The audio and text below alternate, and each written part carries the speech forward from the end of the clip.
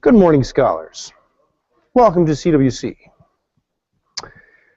We've had such a long hiatus that there's probably a lot of administrative things to do, but let me read us a morning prayer first, and then we can talk about any things that we need to make sure that we bring this class safely to where things need to be by next week when we actually finish up. Let me read to you from the Book of Common Prayer a collect for plenty, which I thought was an entirely appropriate prayer to begin with this morning, given that this is Thanksgiving week.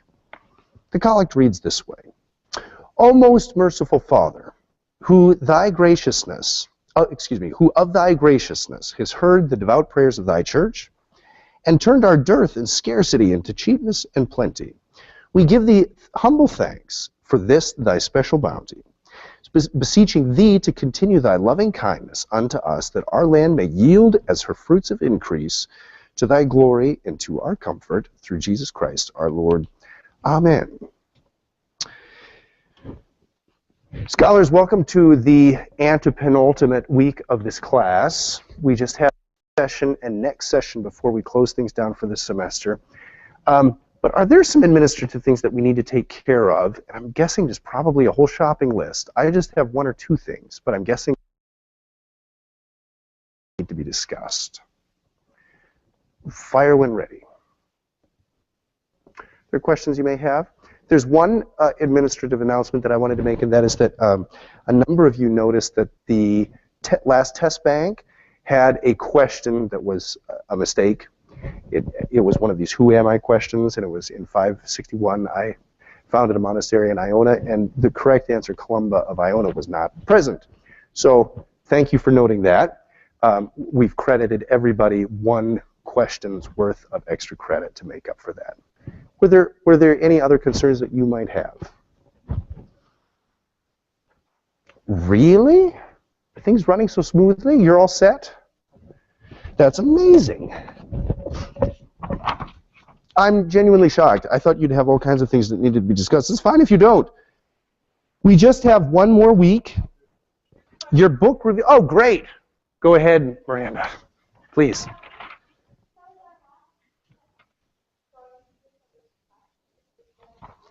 Yeah, that's a really good question. That's a really good question. That'd be a pretty boring exam. Yeah. Why don't we make the fourth period over, I don't know. Well, it would be over 3 class periods. So it would be over the fourth as well. The material that we started on the fourth. However, we're a little behind in the syllabus because we're just now today getting to the material that's on the fourth.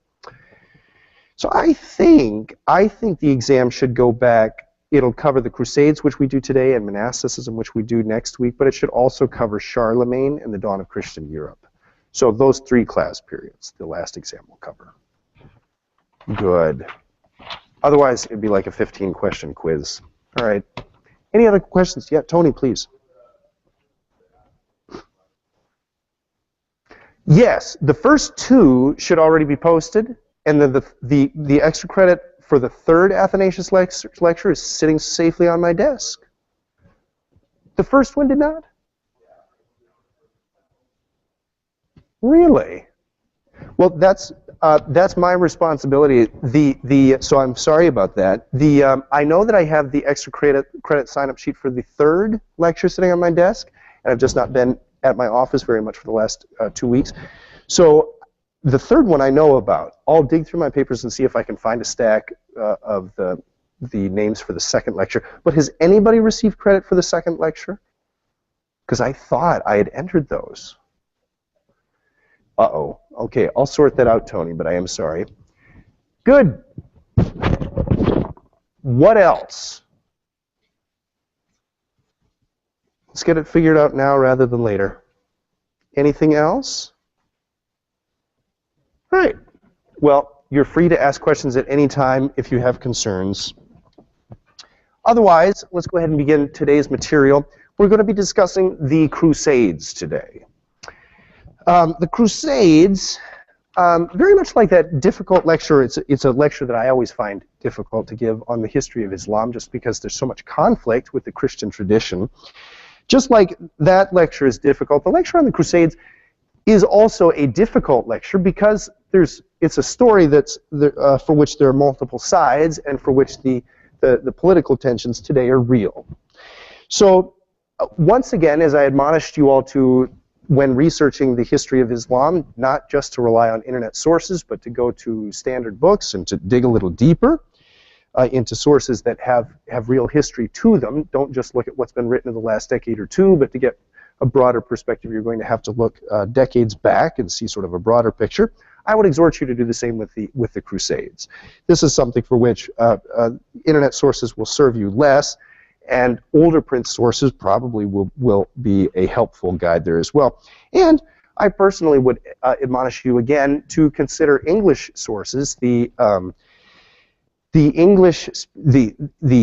university world in the country of England, for whatever reason, has I think a much more realistic perspective on these things. I think because their country has maintained better relationships with the Middle East, and so I think they just have generally a great perspective, or a better perspective than many others on this. Let me give you a few sources that I have found very useful, and I would pass on to you. Jonathan Riley Smith is a scholar at the University of Cambridge, I think, who's done a whole bunch of work on the Crusades, and whose works I just find very, very helpful. He's written a book called The Crusades, A History, that came out in 2005 in the second edition. And this is a great resource just to get an overview of the Crusades. He's also written the Oxford History of the Crusades, came out in 1994, a classic in the field. Rodney Stark wrote an interesting book that's a little bit polemical, but I think it's interesting. A Case for the Crusades came out from Harper One in 2009. Controversial book, but an interesting perspective. We tried to get Rodney Stark in to actually speak to us about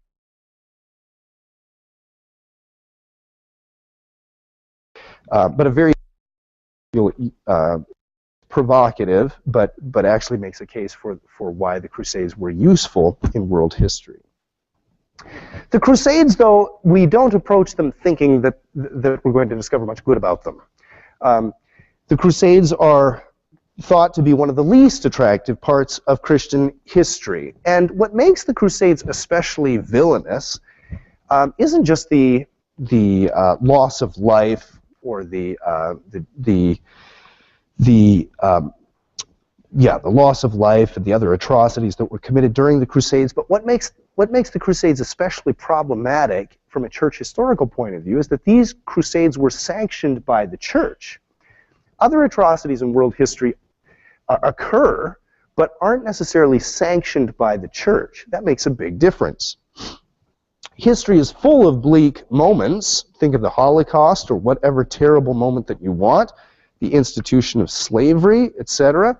There are horrible moments in history, But rarely do we have a moment like this, a terrible loss of life, that the church is sanctioning. And that makes a very large difference. It makes these crusades a very problematic a period to deal with. I'm going to resolve the tension by asking all you to do that. Ha ha. So at the end of my presentation, that I'll do my best to be even-handed about and to lay out some facts. I'll ask you to reflect on, okay, what should have happened? How would this story have worked had it worked better? Or how would it worked better if it had been this or that way? So finally, I'm going to ask you to be the ones to actually resolve what should have happened, the big question. It's important, so let me take a moment to give the background for these crusades. The crusades, first of all, are terribly complex. Not only is there some real atrocity that takes place in these moments, but it's a very complex institution as well. These crusades, quote unquote, span 200 years. This is a very long period of history. It's a military endeavor, but it's not just that, or it's not simply that. And I guess military efforts are never simply that, to those who know what military efforts are in detail. But this also is a massive economic event. This is also a huge event for canon law. This is also a huge time of social change for the people. There's massive social consequences and so on. So this is a very, very difficult thing, not only ethically to deal with, but also just historically. It's such a long and complicated process that this is a very difficult it's a very difficult chapter of church history to make sense of. But we will do our best today. First of all, let me give you some things not to do during the Crusades, just because I think we can learn by negative examples too. Let me tell you about some of the approaches to the Crusades that I think are not useful. Okay, and I'll give you one of each, one of both sides.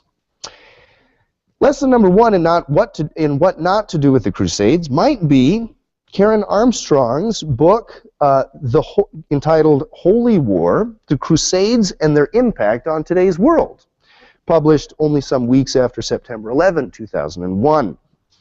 Karen Armstrong, no relation of mine, is an English left. She's often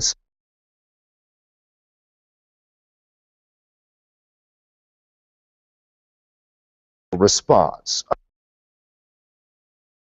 of the Crusades.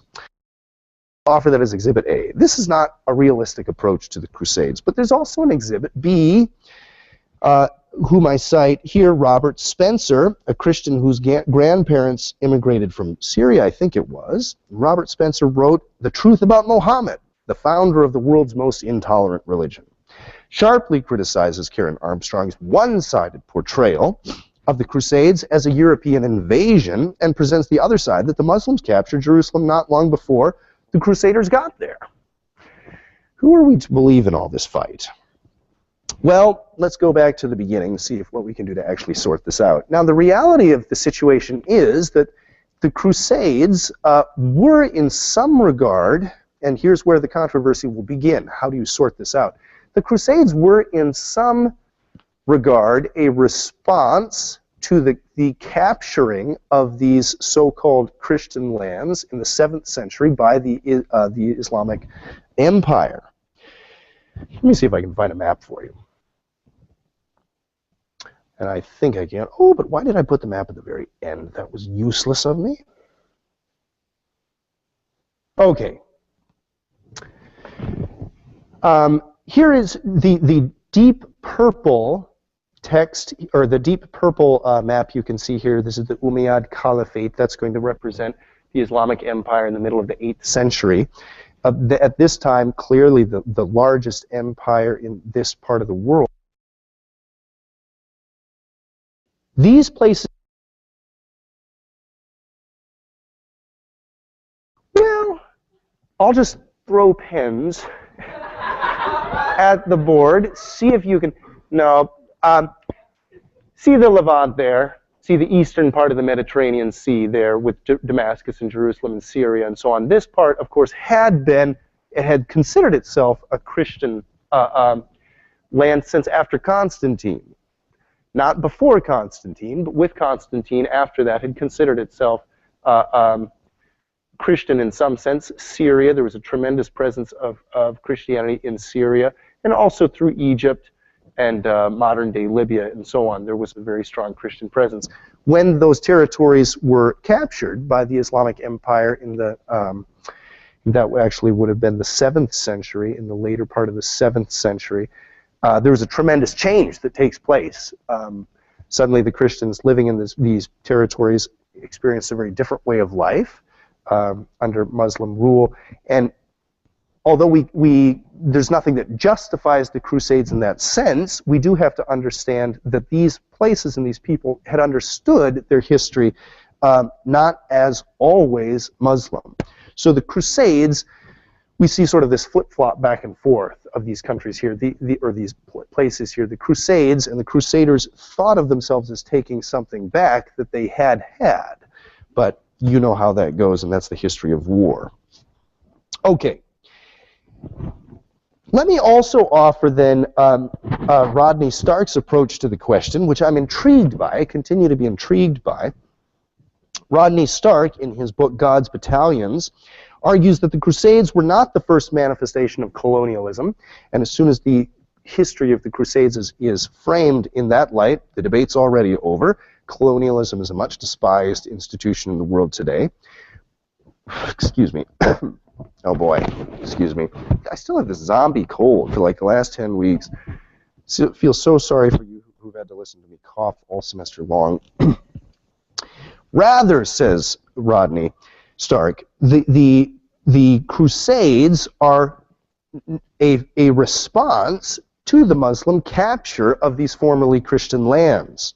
The Pope calls for a crusade in 1095. He was responding for a plea for help from the Emperor of Constantinople, whose territories lay not far at all from the newly conquered Jerusalem. This was an act of self-defense. Well, intriguing, because I think that perspective does need to be offered as well, and yet that can't be a final answer, can it? The question of the Crusades and the relative virtue of either side is going to depend on how far back do you want to tell the story. Do you want to start in the 7th century with Muslim occupation and start there and then look at the Crusades as an invasion? Do you want to take the history back to Constantine and say, no, these were Christian lands and then taken by the Muslims and the Crusades were trying to reclaim these? Do you want to go further back and say these are Jewish lands?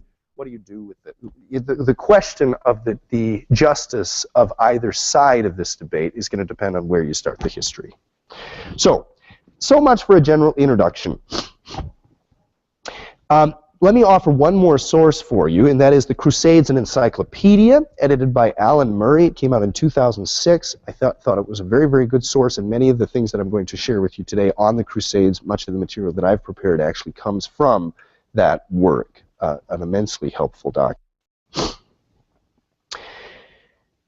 The Crusades are such a large event in the history of Western civilization that they can be read in many different lights. It's a conglomeration of so many different stories. The Crusades are a major engine of social change and a change of the way of life from the 11th to the 16th centuries. They touch on many different parts of life: war, politics, religion, economics, sociology, ethnography, etc. And the long-term significance of the Crusades is not really the territory that's reclaimed, because the kingdoms that are set up in the so-called Latin East, those are the kingdoms that these Crusaders erect in what we think of as Israel, or the eastern seaboard of the Mediterranean Sea. Those kingdoms don't last more than a few years. The political lines that are redrawn from these crusading efforts are very short-lived. From a military point of view, the Crusades aren't significant events. They don't change the political map for a significant period of time. But the Crusades are a very significant period of interaction between the Muslim world and the Christian world, and it's remembered quite vividly and bitterly at times between these two parties. What makes the Crusades This uniquely problematic event and so hotly debated is that it's endorsed again by the papacy. This is not an atrocity that's condemned or against which the church stands, but no, this is actually endorsed by official church leadership. And that makes it so much more difficult to process. It's holy violence sanctioned in the name of the church. And so in that sense, it's a terrible anomaly in the history of the church. What do we do with this? Well, in the 7th century, the Byzantine Empire was quite economically depressed. It was vulnerable, as well as the Persian Empire as well. So we've seen this tremendous explosion in the growth of the Islamic Empire during this period. The Muslim Empire gains real vitality, and it was poised for expansion. After the middle of the 8th century, so about the 750s, the Muslim Empire doesn't continue to grow much.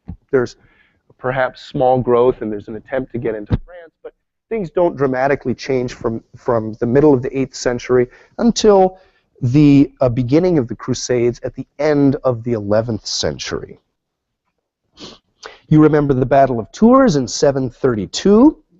This is the famous date at which Charles Martel defeats the invading Muslim armies coming up into France, represents the point at which the Muslims penetrated Europe the most deeply geographically.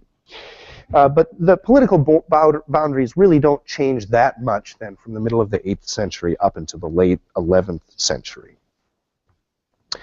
What changes in the late 11th century that demands the Crusades? Well, a couple of things. Let's look at this moment of the eve of the Crusades. What's happening right before the Crusades begin? And just so we can see where we're headed, the First Crusade will technically begin in 1095.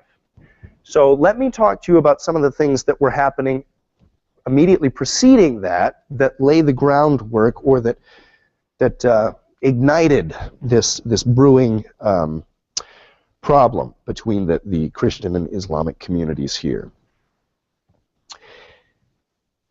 In the 11th century, immediately preceding the Crusades, there was political instability. So earlier, there had been earlier periods where there was relative peace between these two communities. The loss of North African Christian communities was really horrific. There was tremendous loss of life. The church communities in North Africa were more or less exterminated. It's a very brutal story. So when Islamic Empire sweeps through North Africa, there's really terrible loss of life, and it's a very sad story. This is not a peaceful story of mutual getting along. None of that at all. But in the eastern portion here, around Jerusalem, Damascus, Syria, and so on, Christian communities were continuing to live on. In fact, sometimes even the Muslim powers would actually have Christians work in the administration. They understood Greek language and so on. So there was relative peace in the areas where the Crusades would take place. Now, this was all changing up into the in the middle of the 11th century. There was getting to be pressure between the two communities. Time was getting ripe for a response to the Muslim conquests. The Muslim Empire had conquered Jerusalem in 638. This is 6 years after the death of Muhammad. The city of Jerusalem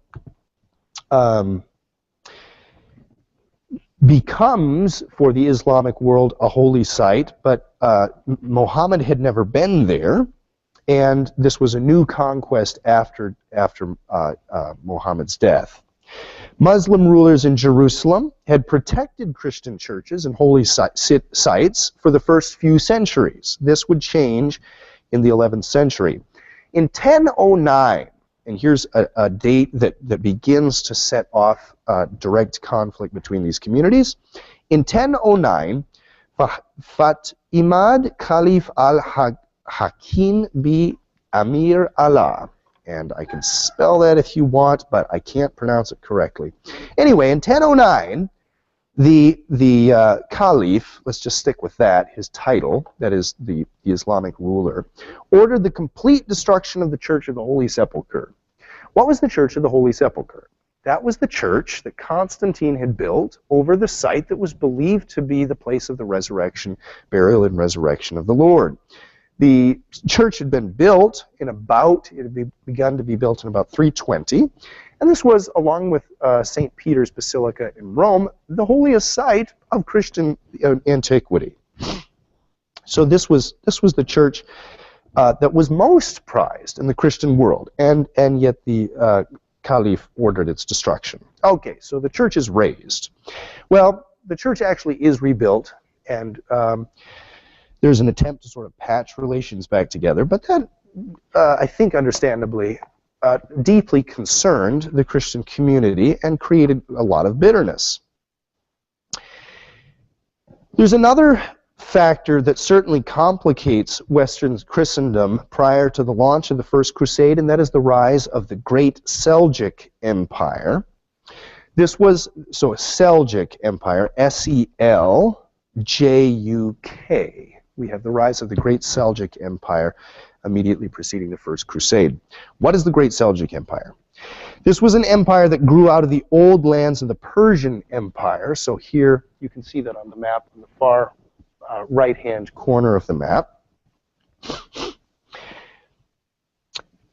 It is infused at this time, this empire is infused with new peoples from of Turkish descent. It's an Asian people. They had originally been pagan, but they had converted to Islam. The Great Seljuk Empire, technically founded in 1037, rapidly consolidates power, and in the 11th century, the Christian Byzantine Empire had lost fresh territory to this advancing Great Seljuk Empire. In 1071, so let's see, in 1009 we lost the, we have the loss of the Church of the Holy Sepulchre. In 1037 there's the rise, we have the rise of the Great Seljuk Empire. In 1071 we have the Battle of Manzikert. Let's see, the Battle of Manzikert.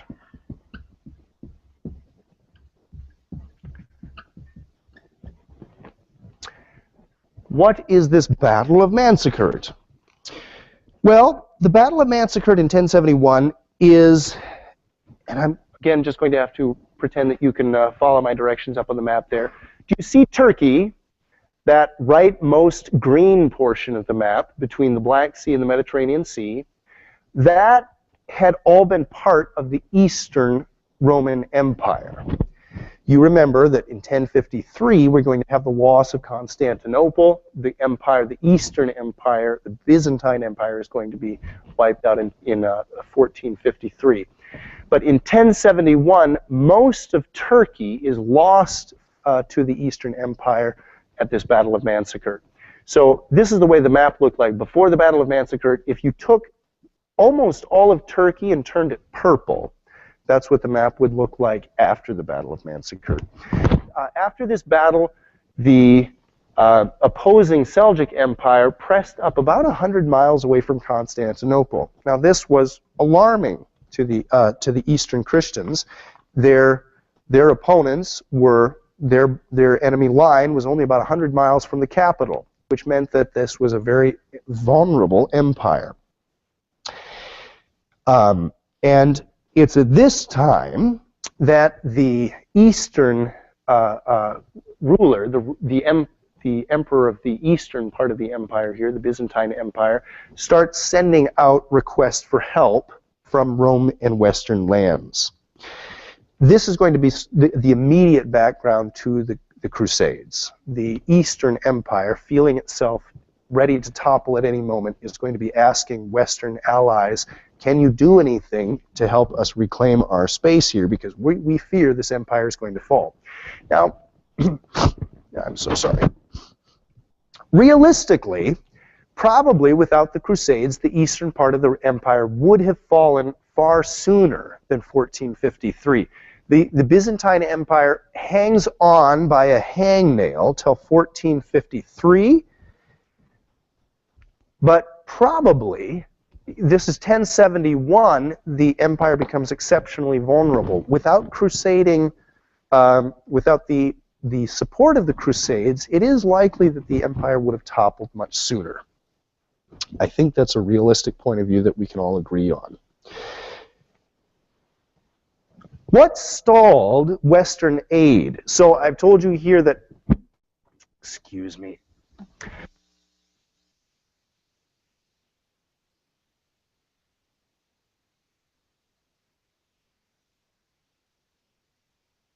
What stalled Western aid here? From 1095, we have the actual crusade. It's in 1071 that things start to look bleak. What takes so much time for the West to respond? Well, in fact, it's the investiture controversy that's brewing at the moment in the West, and this is absorbing most of the political energies of the papacy and of the empire. What is the investiture controversy? What is the investiture controversy? Do any of you know? From your reading of the textbook, perhaps?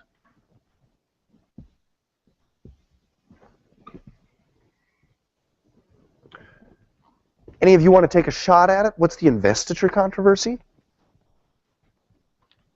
Go ahead, Eric, please.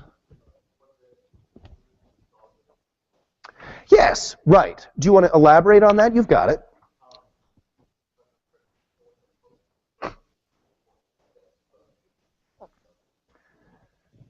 Good. Yes. That's exactly the question that's on the table. Who has the authority to appoint bishops or invest power in bishops? Hence the investiture controversy. Where is that spiritual authority vested from? And you're exactly right, Eric. The two power players there are going to be the church. Is this an ecclesiastical function alone, or is this something that actually state rulers, imperial rulers, have the right to vest? Good. Why is this such a big question in Western Christianity at this time? Why is this so important? And I think you can see it's just most simple to see the economics of it. If you think that, okay, who is a bishop? What is the role of a bishop? The bishop is, thank you, Palmer. The bishop is the ecclesiastical officer over the priests, so over, who knows, a dozen parish priests or what have you. Now, if all of these parish priests are taking in tithes at various congregations, and if the bishop is the controller of those funds, then that is a very financially influential position, isn't it? If someone could acquire this position by whatever means, they would have an opportunity, a lot of economic leverage. They would have a lot of opportunity to make financial decisions, change things. This creates a very bad setup. So at this time, we have people buying the office of bishop, even going severely into debt to purchase this position from a state ruler. The state ruler is very happy because he makes quite a haul on the sale of this position. And then the person who occupies this position, in fact, by leveraging things, is able to repay that significant sum of money for which he purchased the position in the original place. But church officials could see that this was a very unhealthy practice for the church. This was terribly destructive. It's draining church resources, funneling them all off to state authorities. It's terribly damaging to inter-church relationships and so on. This is just a terrible disease on the church from the church's point of view. And so this investiture controversy is raging during the middle to late 11th century. We have in 1075, we have this, the debate of the investiture controversy really comes to a head. It's in 1075, this debate is raging between Pope Gregory VII and Holy Roman Emperor Henry IV. It's not until 1122, it's not until 1122 at the Concordat of Worms that this debate is finally resolved. And with this terrible infighting in the church, well, not infighting necessarily in the church, but with this very difficult controversy between state and church at this point in time, the church is distracted, as is the state, from these appeals from the eastern portion of the empire. The appeals for help from the Byzantine Empire fall on deaf ears for a few decades. Now, I think it's very interesting that it's at precisely the moment when the church is trying to figure out church-state relations in a very primitive form, who has the right to appoint ecclesiastical positions. At this stage, this is precisely at the moment in church history when the Crusades come onto the scene. Why is that so significant, or why do I see that as so significant? I think the Crusades, and I'm going to ask you to finally resolve this question for us at the end of the hour, but I think ultimately what's going wrong with the Crusades is the church is assuming a position that's not right for the church to pursue. It's a position of military authority. Basically, this is a function of the state. At least myself, in my own modern context, very much see the problem that way. What goes wrong with the Crusades is the church is trying to do something that the church shouldn't be doing. It's not necessarily wrong for a political power to engage in war. I do understand that war is necessary at times. Military defense is necessary, at least for the way that states are set up now. And yet, it doesn't seem right to me that the church would engage in that sphere of influence. So, I've given you my opinions, but as we look back, however you respond to that analysis, look back to this situation in church history at this moment and say, aha, the empire and church are fighting at a very primitive level about who does what. And it's exactly in this moment of relative lack of clarity that we have these crusades launched. Who's doing what? What's state responsibility? What's church responsibility? Those lines are very poorly drawn at this age, and this is precisely when we have the crusading movement. Give me a moment. Thank you.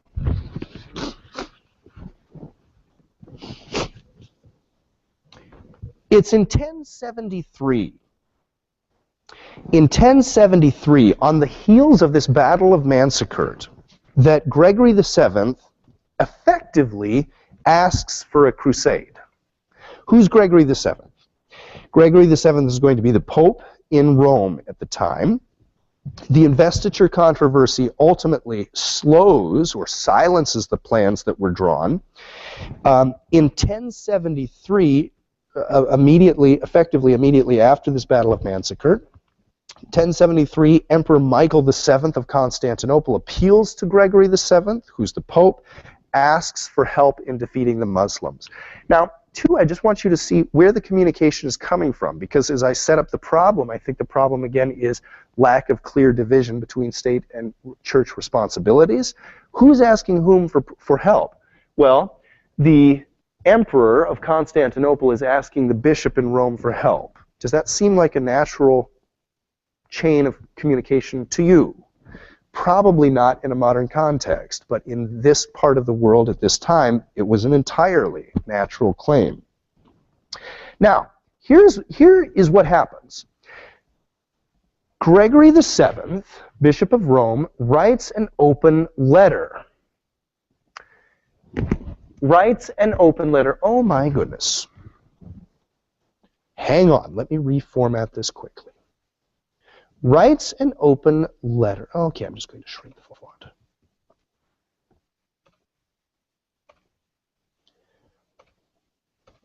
Writes an open letter to the church asking for help in response to Michael's claim. Here's what Gregory writes.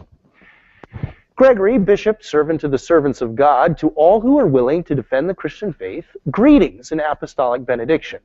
We hereby inform you that the bearer of this letter, on his recent return from across the sea, that is from Palestine, came to Rome to visit us. He repeated what we had heard from many others, that a pagan race had overcome the Christians and with horrible cruelty had devastated everything, almost to the walls of Constantinople. So there's a direct reference to the Battle of Manzikert. The Eastern Empire is grieving this huge loss of territory in modern-day Turkey. And were now governing the conquered lands with tyrannical violence, and that had slain many thousands of Christians as if they were but sheep. If we love God and wish to be recognized as Christians, we should be filled with grief at the misfortune of this great empire, that is the Byzantine Empire, of course, and the murder of so many Christians. Oh, look at this. I'll actually expand the font here so you can probably have a better chance of reading it.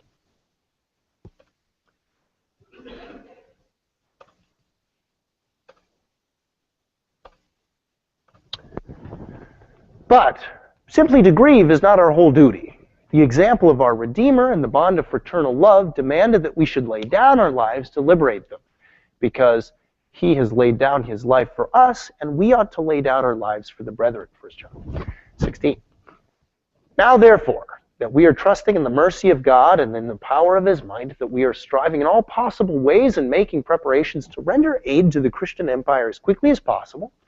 Therefore, we beseech you, by the faith in which you are united through Christ in the adoption of the sons of God, and by the authority of St. Peter, Prince of the Apostles, we admonish you that you be moved to proper compassion by the wounds and blood of your brethren, and the danger of the aforesaid empire, and that for the sake of Christ you undertake the difficult task of bearing aid to your brethren.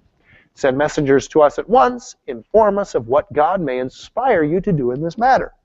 This is the open letter that Gregory VII writes in 1073.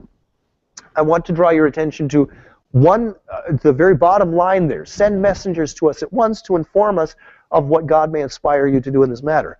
In other words, Gregory is sounding an alarm of sorts. He's asking for help, but he doesn't himself know what he's asking for, does he? What do you think Gregory has asked for given this letter? What are some lines in this letter that would indicate to you or trigger something concrete in your imagination about what he's asking to happen? Anyone, please. Go ahead, Marcus.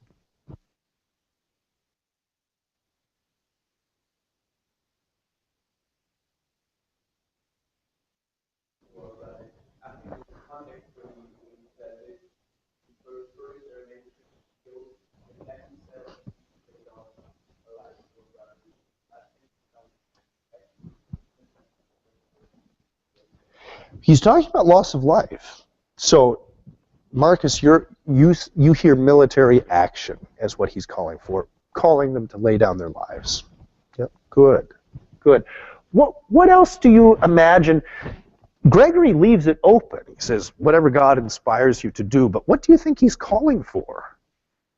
What is the nature of this action that he's calling for? I could give you the first slide there, too.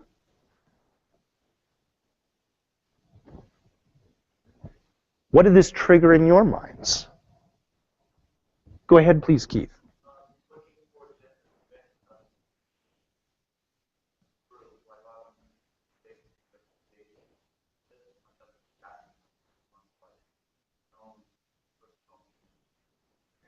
He frames it as such, right. Now, we don't have to believe that is genuine, but he certainly frames it that way, doesn't he, Keith? He cites the loss of life from the Christian communities. He says that many thousands of Christians were as if but sheep slain. Right. He's calling for a defensive action. Good. What else do you hear in this letter? What is he asking for? And again, this was in 1073, immediately after the Battle of Manzikert. Action will not take place for a couple decades. Somebody got another idea? Go ahead, Marcus, please. I'm wondering about why he is fighting empires so much with the assumption that in the new empire there is no chance that he lives out the empire. So that next not proven. That like Good.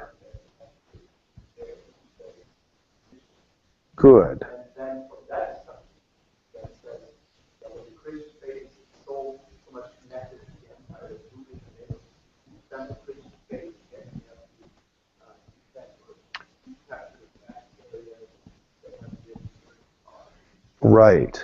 No, good. And Marcus, if you or anybody else wants to expand on that, I think that's one of the extremely important things to notice when studying this time period in church history. Neither the Christian community nor the Muslim community seems to have any inclination of what we today call a pluralistic society. For better or worse, social conditions are very, very different today. The understanding is this is the kind of treatment that you'd expect of Christians if the rulers are Muslim. Whoa, okay. No one's got any pretensions of a pluralistic society at this point. Yeah. And frankly, pluralistic societies are still relatively new institutions. They're still, I think, in a largely experimental phase. Time will tell to see if that actually works and how it can be done. Right. God knows our modern society hasn't got it all figured out either. Go ahead, please.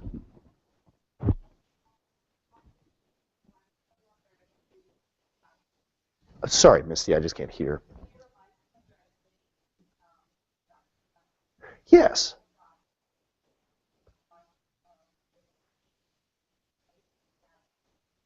Yes.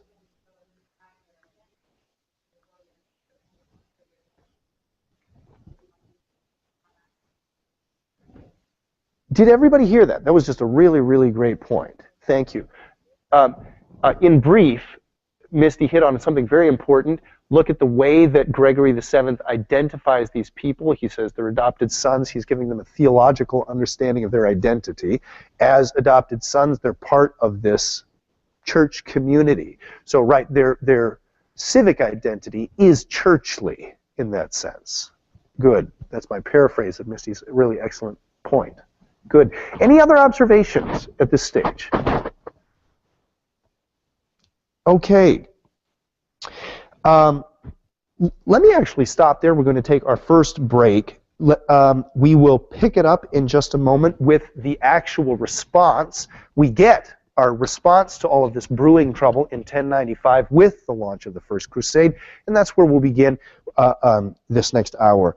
I'll talk about the First Crusade in more detail than the other Crusades. This will give us the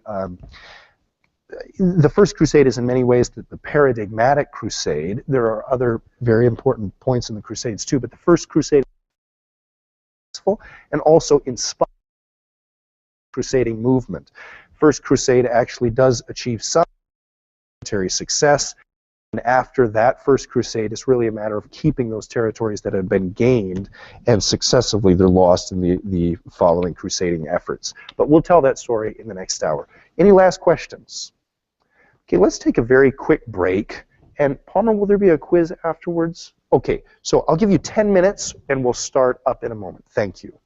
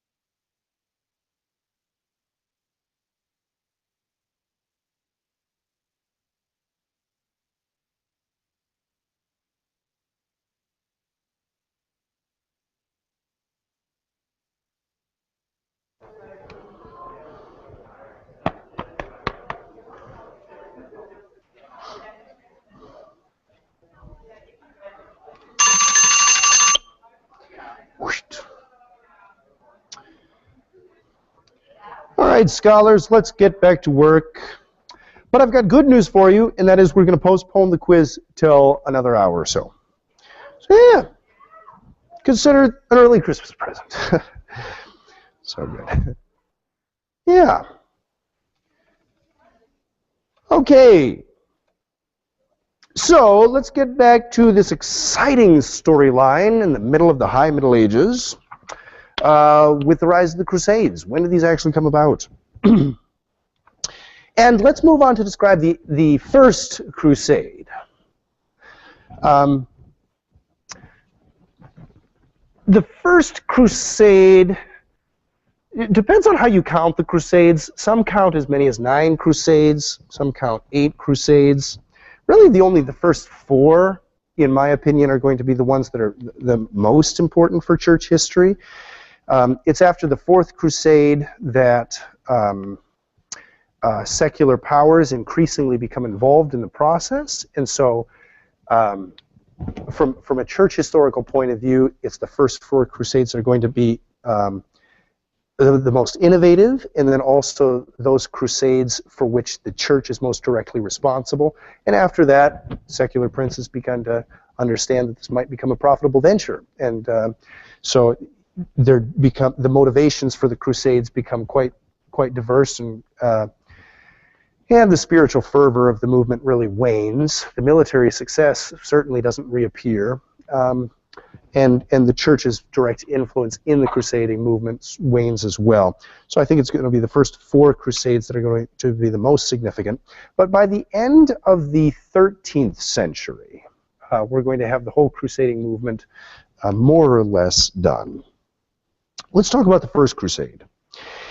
The first crusade begins, technically, in 1095 with the call of Pope Urban II to reclaim the Holy Land, especially Jerusalem, from Muslim rule for the Christians.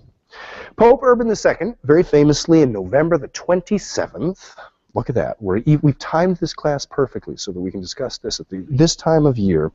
November the 27th, in a council that had taken place, a small synod really, that had taken place in Clermont, just outside of Paris, Pope Urban II gives this rousing sermon to those who had recently attended this church congress. And this is often thought to be the beginning of the crusading movement. Even before this, Western Christians were beginning to take up arms in the attempt to free formerly Christian lands from Muslim rule. The efforts were always very poorly organized. They were not officially sanctioned by the church. But we have crusading-like activity that's taking place in this late 11th century. I think it's very interesting to snap over to Arab historians just to see quickly, to tap into their sources to see what it is that was taking place from an Arab point of view at this time. Well, the Muslim historiographers know of the Crusaders, or the people that we're calling the Crusaders, they call them the Franks, from Western Europe, and of course related to this people of the Franks that grew under Charlemagne's rule and others during the Merovingian period, etc. The Muslims know these people as the Franks. These Franks conquered Toledo in 1085. They conquered Sicily in 1091. But these were not officially sanctioned efforts of the church. They reached, finally then, official crusaders reached Palestine in 1097. And it's really the conquest or the reclaim of Palestine, of Jerusalem and Damascus and these other cities back in the biblical land. That's really the main focus of what we call the Crusades. Let's see. There's a number of Western sources that we have that report on this rousing sermon that Pope Urban II gives, but probably the most accurate version is that of Fulcher of Chartres, and this is what we have. I'm taking his version of the sermon here as we have it. Look at this, and I'm terribly sorry that I failed to check to make sure that my slides, which were put in a new format, had the correct font size. So let me very quickly do that now. I'm terribly sorry for the inconvenience. But it'd be better that I do all of that right now rather than that I individually correct the slides as we go, because I want to be able to read all of these in one shot so that you can get the flow. I'm about to read to you a transcript of the sermon of Pope Urban II. There we go. And it's long, as you can see. I've just tipped my hand. It's going to be 6 slides long. So this is going to be a pretty significant text. But let's actually look in that. And again, because this is our really a window into the Christian imagination at this time of what these Crusades were. This is sort of the founding charter of the Crusades, if you will. I want you to be able to be exposed to this text firsthand, because I want you to know, best any of us can know, what it was that the Pope was calling for and what the Church understood this movement to be about. So I want to expose you to this primary text here. I'll read it. If we were in a smaller class, I could ask some of you to read it, but I don't want any of you going hoarse shouting in this room. So let me just read it for you. This is from the November the 27th, 1095 sermon of Pope Urban II. Most beloved brethren, urged by necessity, and I should say, be taking notes as you wish. I'm going to ask you this question after I'm done reading this transcript to you, and that is, what is it that Pope Urban II is calling for? If you didn't have an understanding or a preconception of what the Crusades were, how would you envision a crusade based only on this document? That's the question that I'd like to ask you. If you never saw Robin Hood the cartoon and didn't know what a crusade was, how would you envision it just from this document? Okay. Most beloved brethren, urged by necessity, I, Urban, by the permission of God, chief bishop and prelate over the whole world, have come into these parts as an ambassador with a divine admonition to you, the servants of God. You are called shepherds. See that you do not act as hirelings. Remember, this time he's preaching to a whole crowd of church officials who have are about to go back home and disperse after this conference near Paris. You are called shepherds. See that you do not act as hirelings, but be true shepherds, with your crooks always in your hands. Do not go to sleep, but guard on all sides the flock committed to you. For if through your carelessness or negligence a wolf carries away one of your sheep, you will surely lose the reward laid up for you with God.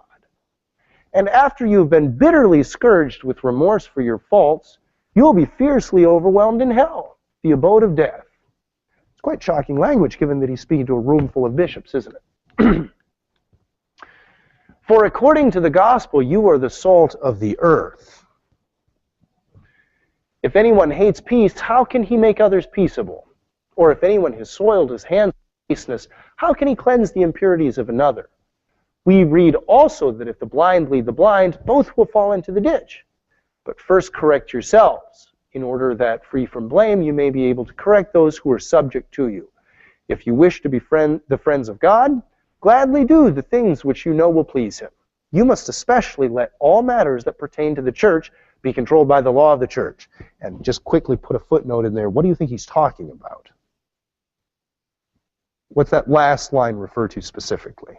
Anyone? Well, this is a not so subtle reference to the investiture controversy, isn't it? Let all, you see it there, you must especially let all matters that pertain to the church be controlled by the law of the church. Don't allow bishops, this is an appeal from the Pope, bishops don't allow the secular authorities in your territories to appoint other bishops. This is a no-no. It's terrible for the church and is a misappropriation of authority. Just a very concrete reminder of what the church was dealing with at this time in its relationship to the state. Okay. And be careful that simony does not take root among you. You all remember what simony is? Someone shout it out so I know you do. Thank you so much. Yep, do not let simony take root among you, lest both those who buy and those who sell church offices be beaten with scourges of the Lord through narrow streets and driven into the place of destruction and confusion. Keep the church and the clergy in all its grades entirely free from the secular power.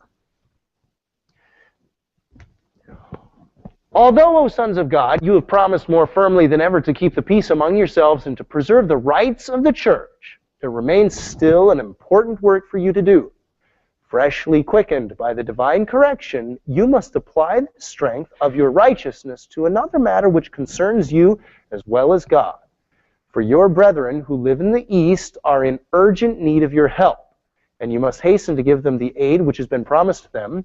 For, as the most of you have heard, the Turks and Arabs have attacked them and have conquered the territory of Romania, that is the Greek Empire, the Byzantine Empire, as far west as the shore of the Mediterranean and the Hellespont, which is also called the Arm of St. George, if that helps the rest of you envision what he's talking about. They have occupied more and more of the lands of those Christians and have overcome them in 7 battles. They have killed and captured many and have destroyed the churches and devastated the empire. If you permit them to continue thus for a while with impurity, the faithful of God will be much more widely attacked by them. On this account, I, or rather the Lord, beseech you as Christ's heralds to publish this everywhere and to persuade all people of whatever rank, foot soldiers and knights, poor and rich, to carry aid promptly to those Christians and to destroy that vile race from the lands of our friends. I say this to those who are present. It is meant also for those who are absent. Moreover, Christ commands it. And I think we're almost done with this transcript. All who die by the way, whether by land or by sea, or in battle against the pagans, shall have immediate remission of sins. This I grant them through the power of God, with which I am invested. Oh, what a disgrace if such a despised and base race, which worships demons, should conquer a people which has the faith of an omnipotent God and is made glorious with the name of Christ. With what reproaches will the Lord overwhelm us if we do not aid those who with us profess the Christian religion? Let those who have been accustomed unjustly to wage private warfare against the faithful now go against the infidels and end with victory this war which should have been begun long ago. And I think this is indeed the last slide. Let those who for a long time have been robbers now become knights. Let those who have been fighting against the brothers and relatives now fight in a proper way against the barbarians. Let those who have been serving as mercenaries for small pay now obtain the eternal reward. Let those who have been wearing themselves out in both body and soul now work for a double honor. Behold, on this side will be the sorrowful and the poor, on that the rich, on this side the enemies of the Lord, on that his friends. Let those who go not put off the journey, but rent their lands and collect money for their expenses, and as soon as winter is over and spring comes, let them eagerly set out on the way away with God as their guide. Okay, there's like 4 hours of material that we could talk about just in that citation there. But we're going to do an abbreviated form of that longer discussion. Let's take a few moments and pull out the various points that you could think of. What is it that he's describing? There's just so much going on in that document. First, though, I want you to reflect on that question that I gave you before I read, and that is, if you didn't have Orlando Bloom in the back of your imagination telling you what a crusade was, how would you envision it based on this document that comes at the very front of this movement? What is it that's being called for? Go ahead, Chase.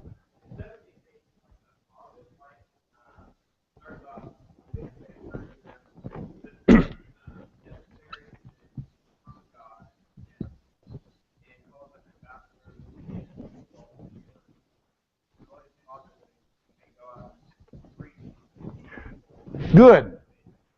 All right, can I say that Pope Urban II's vision is theologically oriented?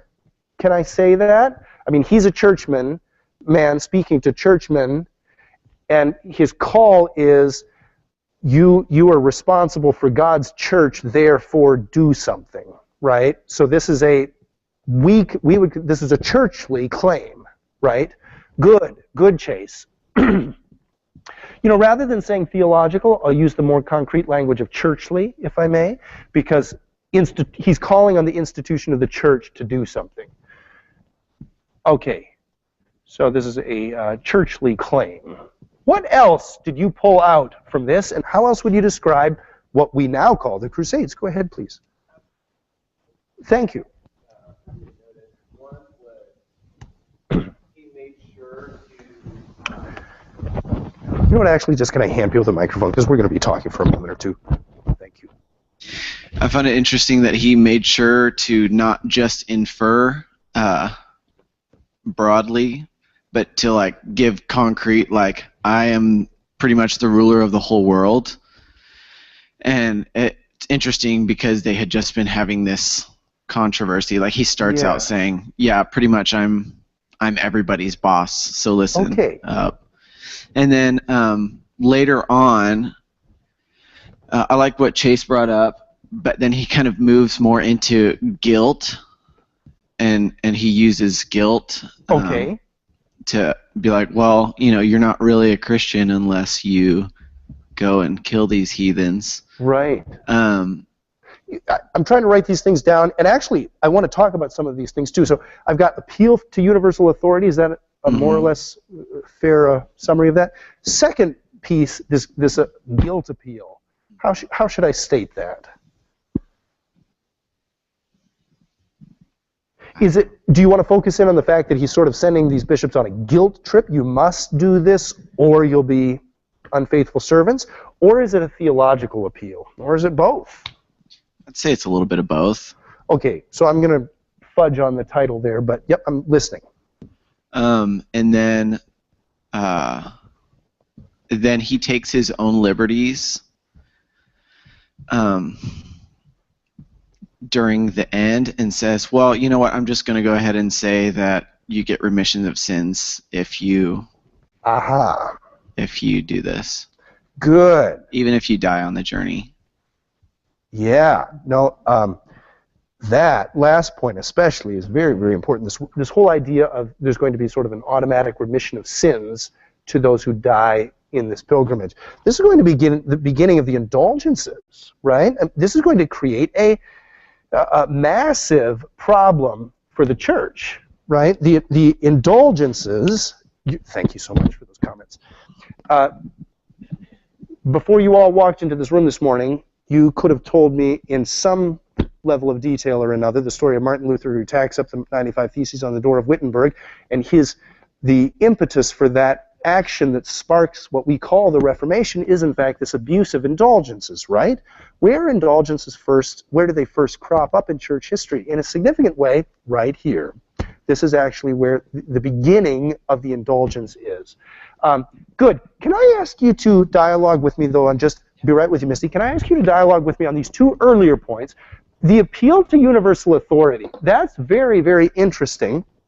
And just, I will guide the slides to anywhere that we can think of, but where was it?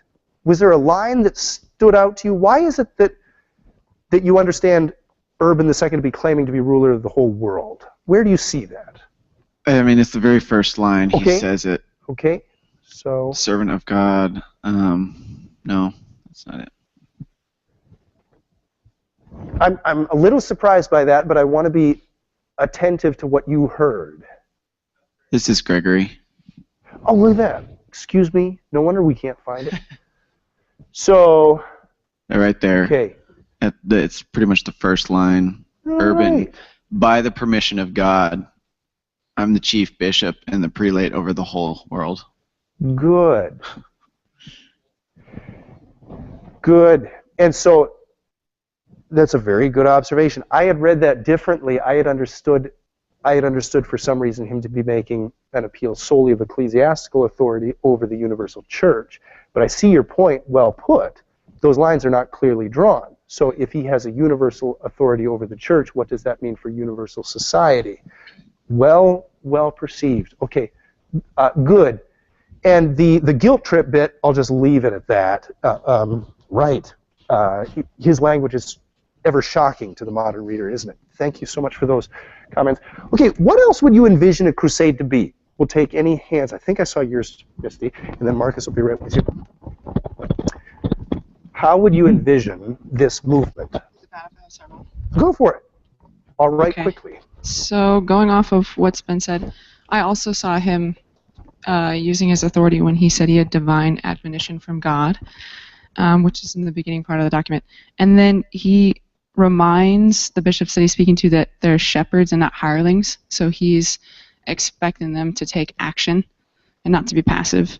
And then he tells them to guard the people under their care, so it basically telling them to do their duty. So there's two things where he's asking them to take action. And then he asks a question, he says, if you hate peace, how can you make others be peaceable? That sentence actually doesn't follow the last part, how can you make others be peaceable? So it begs the question, how can you keep the peace? So that's like a third thing in a row where he's asking them to take action. Yes. And then it also begs the question, what type of peace would please God? And then he follows with, sons of God, you promise to keep the peace. And he defines how they can do that for them. He says, hasten to give your brothers aid. And then lastly, he says, you think this was already mentioned, all who die will have immediate remission of their sins. So he's like almost severing their consciences and absolving them of guilt of like unjust war just by saying like, if you do this, God is behind you, I'm behind you with my authority, and it's fine. Good. Misty, he doesn't seem very conflicted, does he? Mm-mm. God commands it. So either he's lying through his teeth or he's speaking from conviction, but he clearly believes or communicates a belief that God is for this. This is sanctioned not just by me, but by God. Right. Presumably he did believe it. Presumably that was his understanding. What kind of aid? So he calls for aid, and you underlined there. I underlined this word action on the board to reflect what you were emphasizing there. That Gregory is Urban is calling for action. What kind of action do you envision from his appeal? Perhaps the same way that they've been acted upon, so violence. What would that, just spell out what you imagine. I mean, there you are, a bishop, you're listening to Urban, he's giving you this rousing appeal. What do you do? I think if I were a bishop and I was hearing that, I would think that he meant defending people. And so, yeah, like a war is what I would have heard. So you heard war. Yep, Mm-hmm. Yep, thanks. Misty, actually, just to save time, can you run the microphone to Marcus? That'd be No problem. super. There you go. Thank you. Marcus, just whenever you're done, just hand it off to somebody else. But we're almost done gathering up thoughts off this document, probably. Well, what do you envision, Marcus? Well, he actually states war in the letter when he says a war that should have begun way earlier. Look at that. And he says that it should be help to the Byzantine Empire in the sense of there's an empire those are our brothers, the Christians in those empire, in that empire, and we have to defend them by means of a war that should have already begun way earlier. And then he calls the Seljuks barbarians as well. So in he calls them all kinds of things, doesn't he? There is not a big sense of education there, in the sense of what those people groups are, how life looks in those areas. It's more like a foreign perspective that what he thinks them to be, or what he claims them to be like. Yep. Okay, good. Yes, Marcus, your point is well taken there, that he does actually, he's citing this overrunning of the modern-day Turkish part of the Eastern Empire. And so he's citing that act of military violence, and he's calling for a response to it. So the metaphors immediately in our mind would be warfare. And he does actually state that, right, with the victory of this war, which should have been begun long ago. Good, Marcus, good. Let me just, I'm glad that you and Misty could take a hard line on that. Let me just expose you to another opinion as well. Some have tried to sort of soft shoe this, and I think actually with some success. Some have approached this and tried to state that what is actually being envisioned here is sort of an armed pilgrimage, not some sort of scenario of total war, let's go and annihilate, although you can read a much more villainous project into this document as well. Some, though, have read sort of this idea of an armed pilgrimage. The Christian communities have been taking pilgrimages to the east for a very long time, and some would claim that Urban II was actually proposing, okay, take up a sword and go continue this pilgrimage-like activity, go to the east, see Jerusalem and so on, but go as a knight and go as a peacekeeping unit, if you will, like a UN peacekeeping unit, so that worse conditions do not come across the Christian people. There have been sympathetic readings of this document as well. I can tell this is probably not the reading you're giving the document, and that's fine. But, yep, some have seen this as an armed pilgrimage. Can you run the microphone to Josh, and we'll close out this part of the discussion. Thanks, Marcus. Josh, just raise your hand there. Thanks.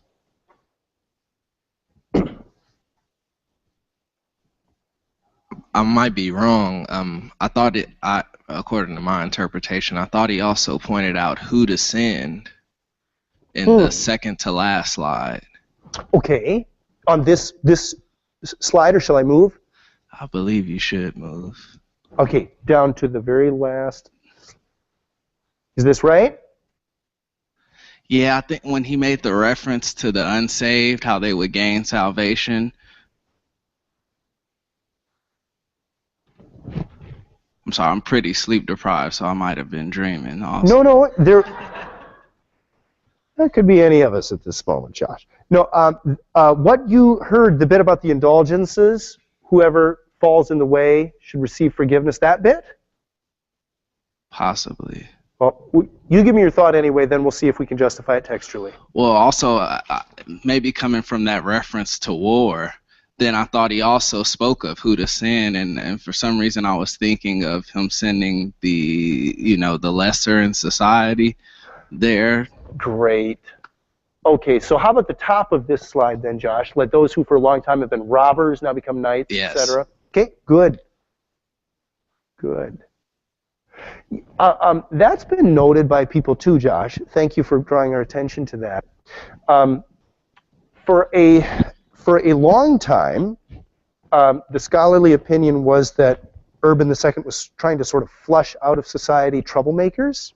So this reading ultimately didn't stand, but for a long time people thought Urban's motivation really was sort of to get rid of these, times were hard in Western Europe at this age, time in the Middle Ages, and in order to get rid of those who were, these ruffians who were sort of creating problems for society and having a life of piracy, send them out to go do some on this spiritual crusade that maybe we could inspire them through a religious means to take on this project. And basically the idea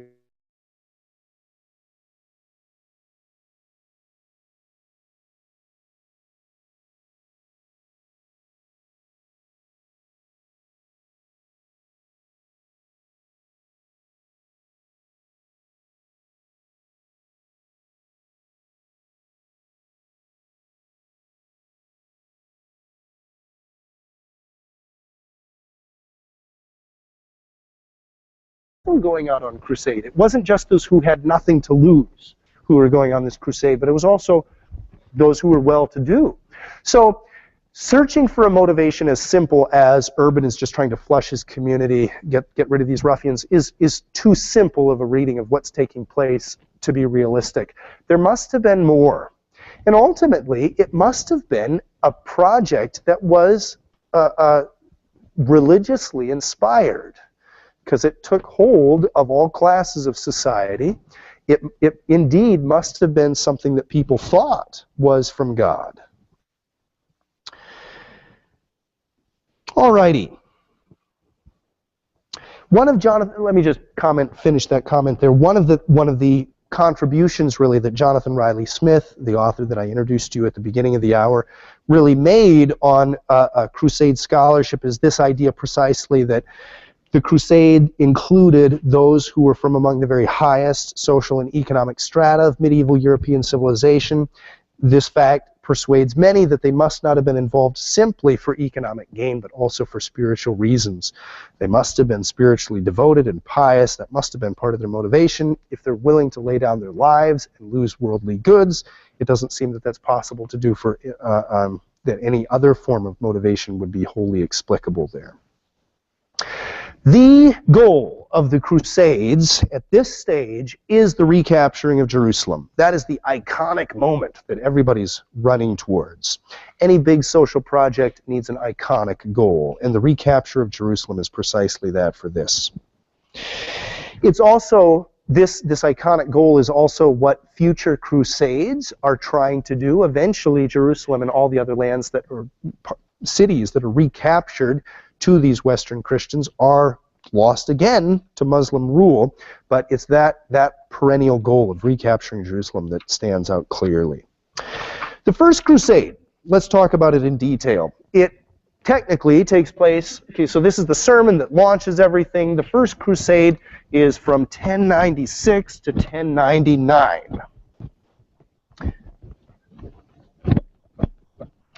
Now, do you remember when Pope Urban II, when did he say to begin the First Crusade? Of course, that's not what he called it, but this bringing military aid to the Christians of the East, when did he say to begin that process? In the spring. Okay, and this is November of 1095. Not everybody could wait that long. This was an idea that grew legs. People decided this was a church-sanctioned idea. People quickly sprouted their own ideas about how to best fulfill these goals. Things went crazy. All right. The campaign, the churchly campaign to raise up an army and send them out to the east was massively successful. But not everybody followed the encouragements and protocols that the church had laid out. The church, no doubt, would have launched this is not a military machine. It's not like the Roman army. The church was not administratively structured for warfare. This was a new enterprise for them. So one's confidence can run a little low that the effort would have been well organized and appropriate, even had the church contained and kept control over the effort. But the story gets much blacker because people take this idea and just run with it. You don't follow church instruction on what to do at all. And let me give you some examples of that. But we have this man called Peter the Hermit, who is probably the most outstanding example of somebody who takes this idea of the crusade and just runs with it, makes a huge mess. Let me tell you the story of Peter the Hermit. It seems that he attempted to go on pilgrimage to Jerusalem sometime before 1096, so this is something that he'd been planning to do for a while anyway, but that on this earlier attempt he was stopped by the Turks from passing on through Palestine and perhaps personally abused by the Muslims. Okay, so he has a chip on his shoulder as well. This is the church call to do something about it. He's a tremendous supporter of the First Crusade. It's not known whether he was physically present to hear Urban II's appeal in 1095, but he hears it secondhand at least. He is a tireless preacher, this Peter the Hermit. He serves as a one-man publicity campaign to spread the news of the crusade. Even in the years immediately after the crusade, he's remembered as the founder of the First Crusade. So I've just introduced the story to you as this is an official sanction of Pope Urban II. That's not the way that people immediately in the aftermath of this event remember the story. They didn't really remember Urban II's sermon. They remembered Peter the Hermit's charismatic and passionate preaching to countryside all over France and Germany. That's who they thought had started this. Even some modern historians have overturned that and seen Pope Urban II as really the founder of the crusade. What modern historians call Peter the Hermit's effort would be the People's Crusade. Scholars used to divide between this People's Crusade that takes place very early in 1096 and is almost entirely a failure, and then this a Prince's Crusade, which takes place under the church's sanction and actually is ultimately victorious in the east and reclaims Jerusalem. So that's what an older generation of scholars would divide. This People's Crusade, or the so-called Peasants' Crusade, and then this Prince's Crusade that takes place after the official deadline that Urban II had set for these people. What takes place in this People's Crusade? We do have knights and nobles who are present, but largely it's a very hodgepodge group of disenfranchised people heading out to the east. Peter begins preaching in central France. He soon has a massive following, all ready to leave everything, take up arms, and march off to Jerusalem. It does not appear that Peter the Hermit had any sort of official connection with the Pope. he certainly was not officially speaking on behalf of the Pope.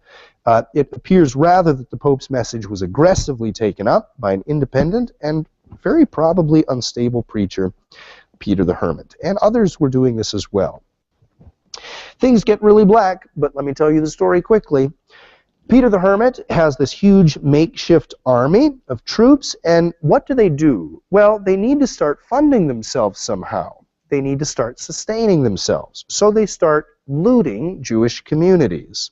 There's a number of pogroms, or aggressive attacks of violence on Jewish communities throughout France and Germany. We have pogroms, especially atrocious or especially violent pogroms in Trier, Cologne, Speyer, Worms, Regensburg, Prague. These are horrific pogroms against Jewish communities. I wrote a graduate paper once upon a time on some of these pogroms just to investigate a little bit of what was going on. They're quite stomach-churning. You know, you just have story after story of slaughter and then just wholesale stealing of property in order to support this movement. And so you just have the most heart-rending stories. You have stories of Jewish women killing their own children so they wouldn't be found out or, you know, killed by the Franks. So anyway, things are very, very black at this time. Now, I think it's important, as we're trying to make sense of this horrific period of time, I think it's important to realize that the church did not sanction this type of violence.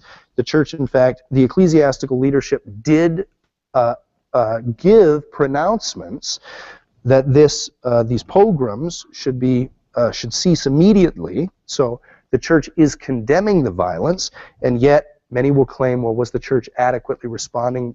Wasn't there another way that they could respond to this? So we'll leave that to you and others to try to figure out.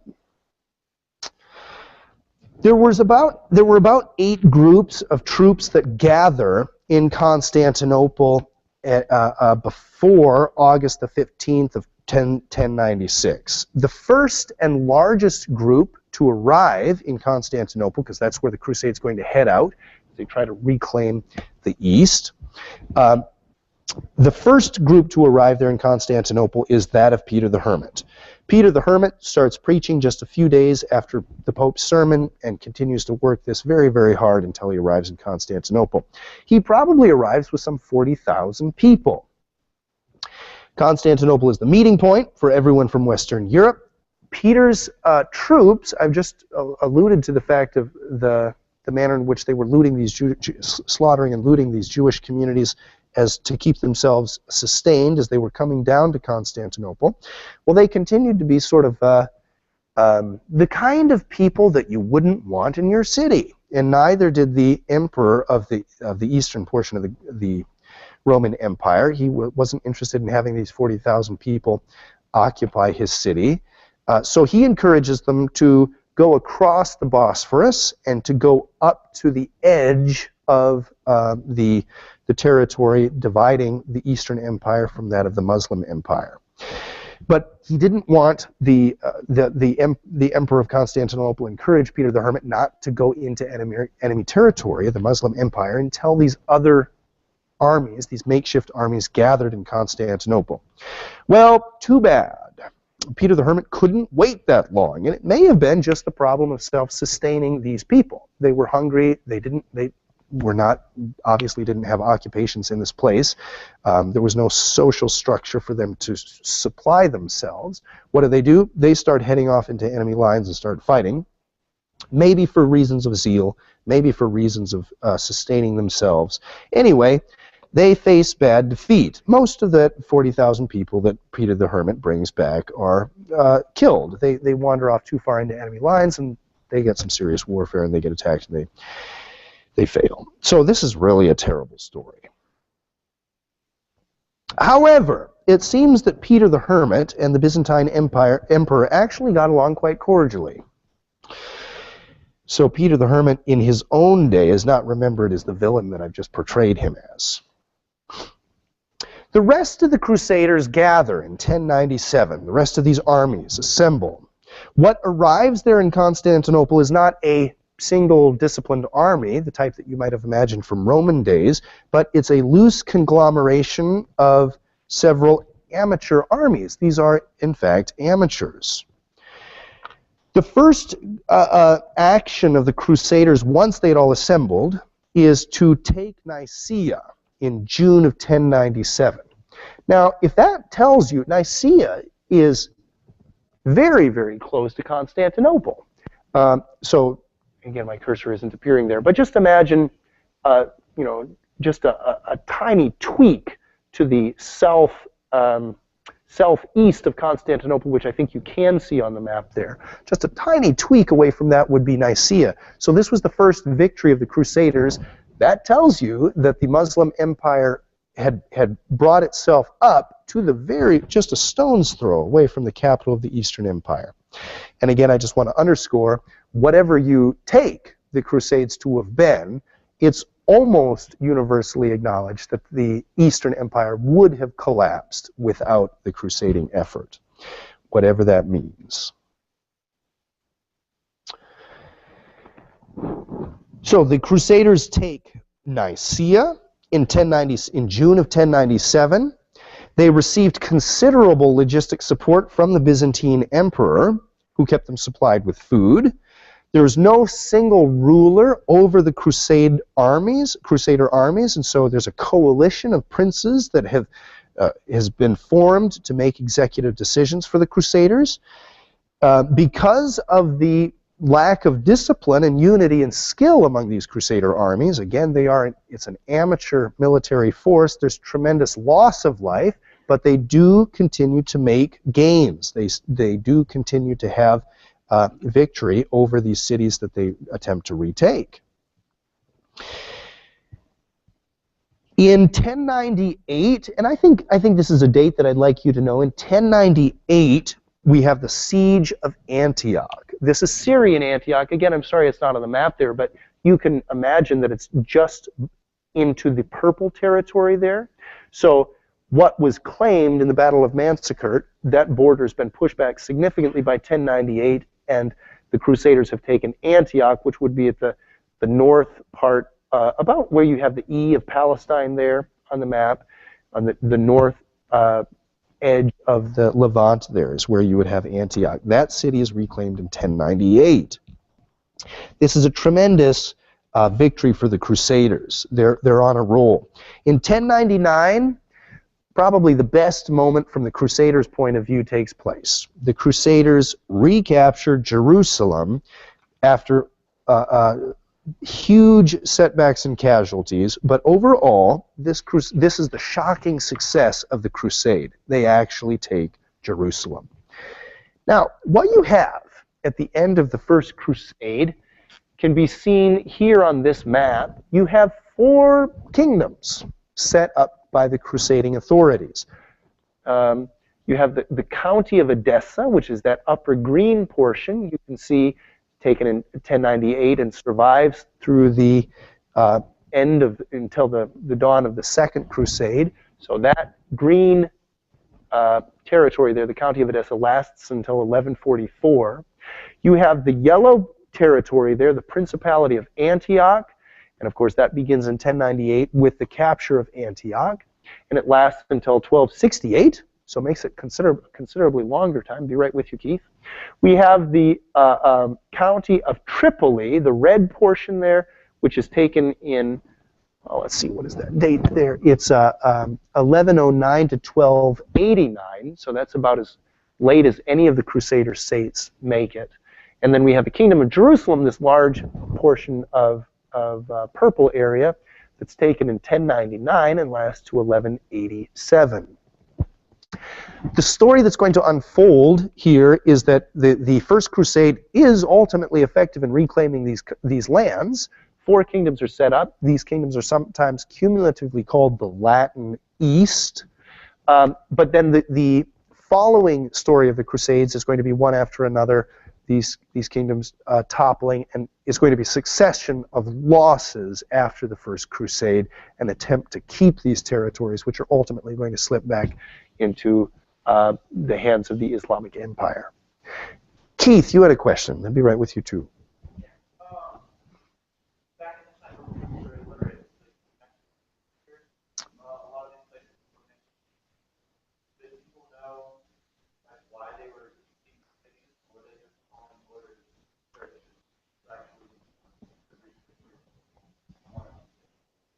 Good, Keith.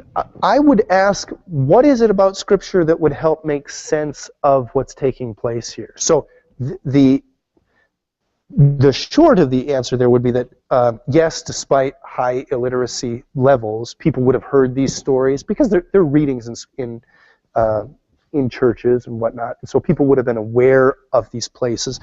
You know, their maps were not accurate. They wouldn't have had wonderful satellite photos to be able to see exactly where these things are and so on, their relation to one another. But they had a general idea, as best cartography was in its age. They knew where these things were basically in the cities, and they knew the biblical references.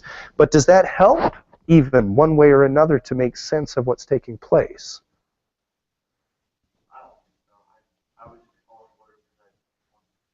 Okay. Yep. The people would have known that these were biblical sites. Yep. Good. Good, Keith. Was it Marcy? Sarah?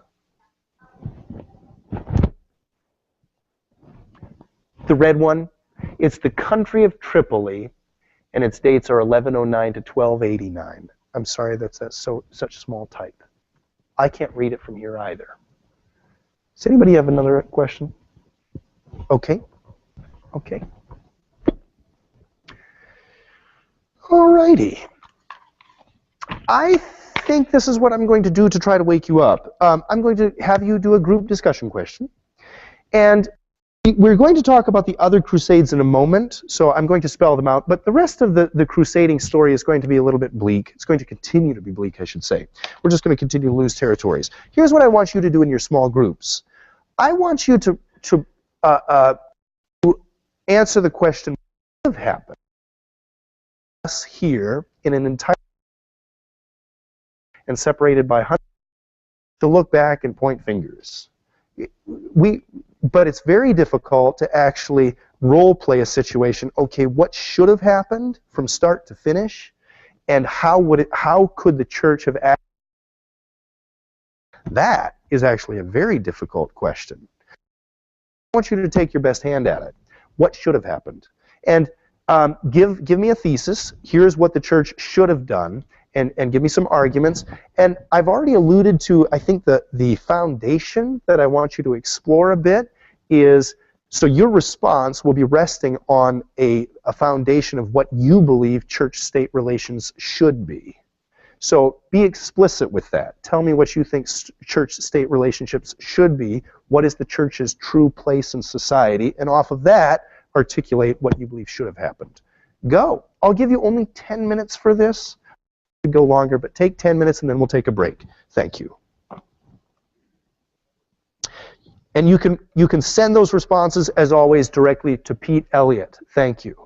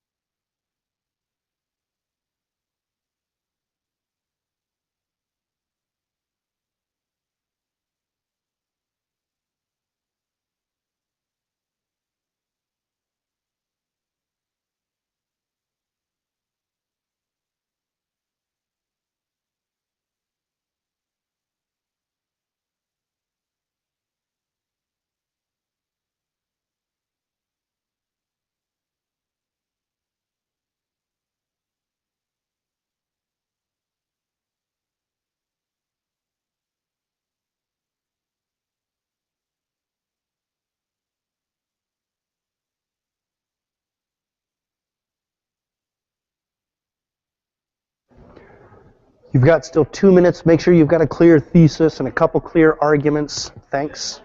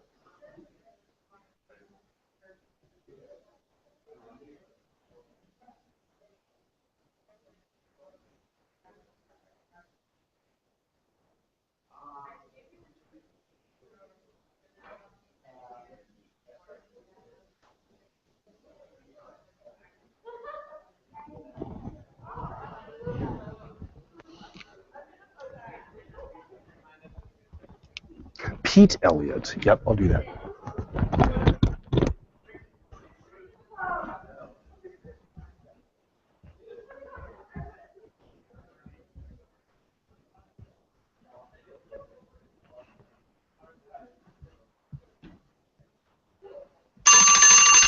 All right, scholars, great. We're going to take a break in a moment, but first I want to capture some of that brilliant energy that you've just expended here and share some of your answers very briefly. All right, if you were Pope Urban II in 1095, what would you have done? Go. Keith.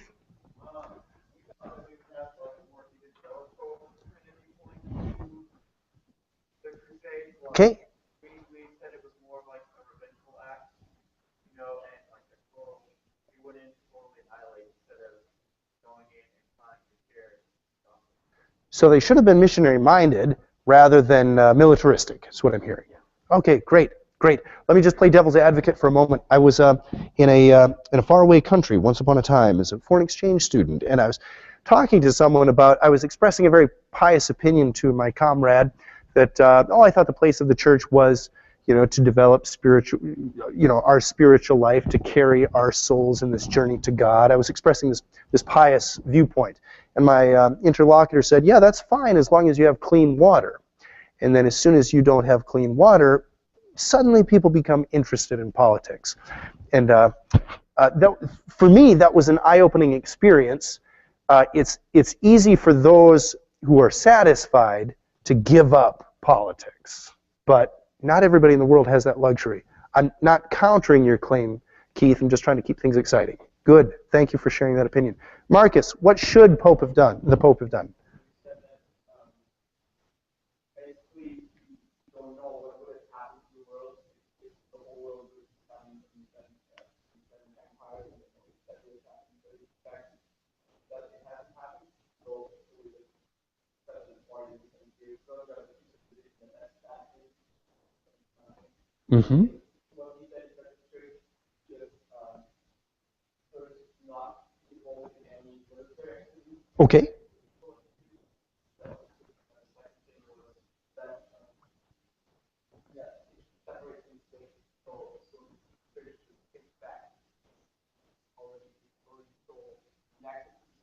Okay.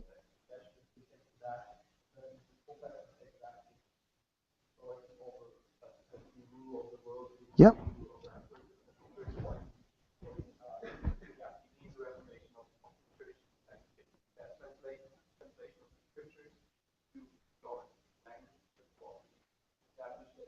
Yes.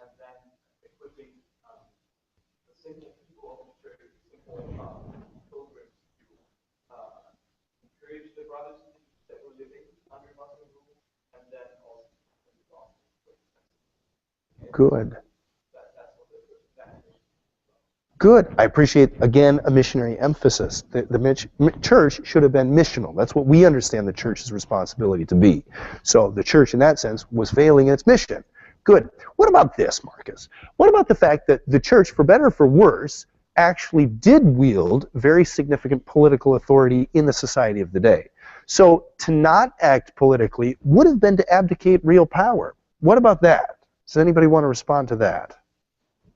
Go ahead, Marcus. There is no power that needs to be by the church. The church doesn't need to show its political power on the planet. Its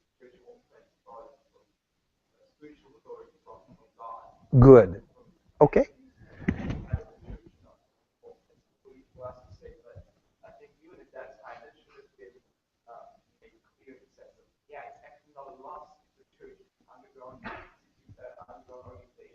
Good. Good.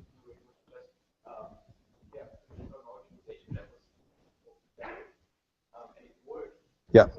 Yeah. Right. I'm actually very sympathetic to your viewpoint because, I mean, in my heart, I'm a pietist. I actually buy what you're saying, Marcus. And yet, it's very easy to problematize the situation. So let me take one more tack at it. Maybe the church should not have gotten into a position of having political power. Maybe that was the mistake. But over hundreds of years preceding this crisis point, the church had absorbed real power. And at this moment, there was no other machinery that could respond to this political crisis. So it was either the church acts and uses the power that it perhaps wrongly absorbed, or history would have been entirely different. And I think you're right to actually point that out too. If the Eastern Empire had fallen 300 years before it actually did, Western history would be completely different. I think that's a true statement.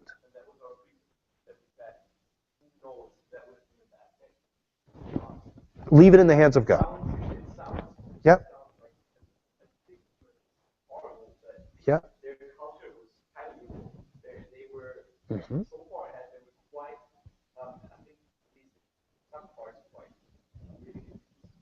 Sure. Okay. Okay. Good. So your point is actually consistent, Marcus. The point is the church actually thrives best when it's a persecuted minority. So giving up political power, even though catastrophic, would have been spiritually good for the church. At least you have a consistent viewpoint. That's great, Marcus. Very good. Other thoughts? Go ahead.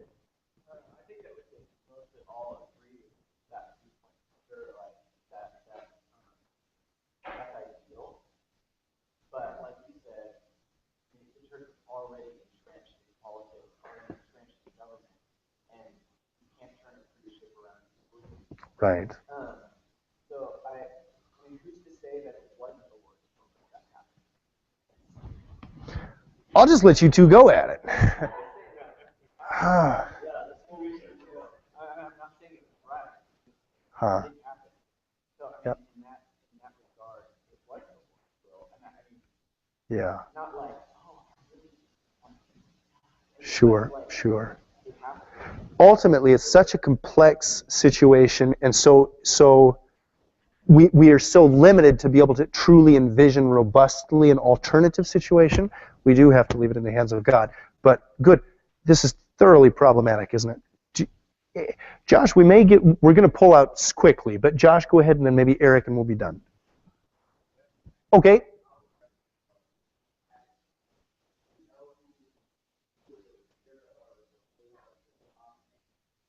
We do, yes. I personally can't recite them, but yes, that history is well known.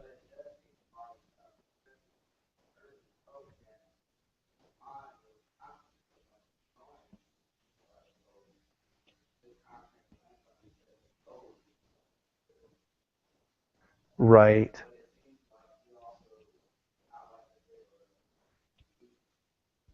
Sure. Okay, an interesting idea. What about diplomacy? Could they have sent officials to the courts of the Muslim caliphs and asked for clemency, etc.? Interesting idea. Good. Good. We don't have any data to check on. Well, there's some data. There's a very famous story of Francis of Assisi, who actually did receive an invitation to address a Muslim caliph and could preach to him, express the Christian gospel to him. So in amazingly rare instances, like that one incident that I know of, yes, there were attempted moments of diplomacy. But good. Eric, you get the last word and we'll take a break.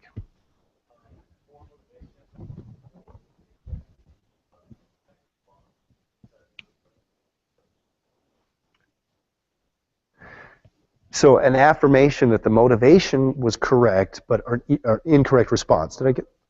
Nope. Oh, I get the backwards? Okay.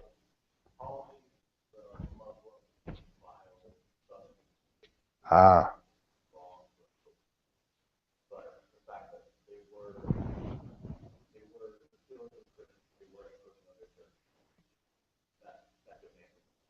Okay. Okay. Good.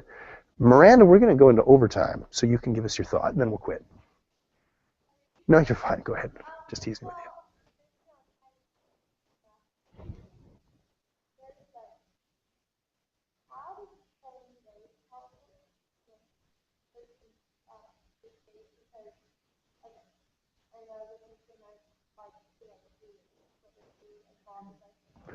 Sure.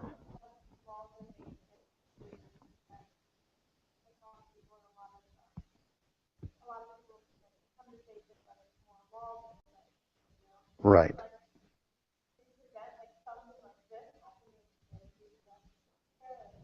Right.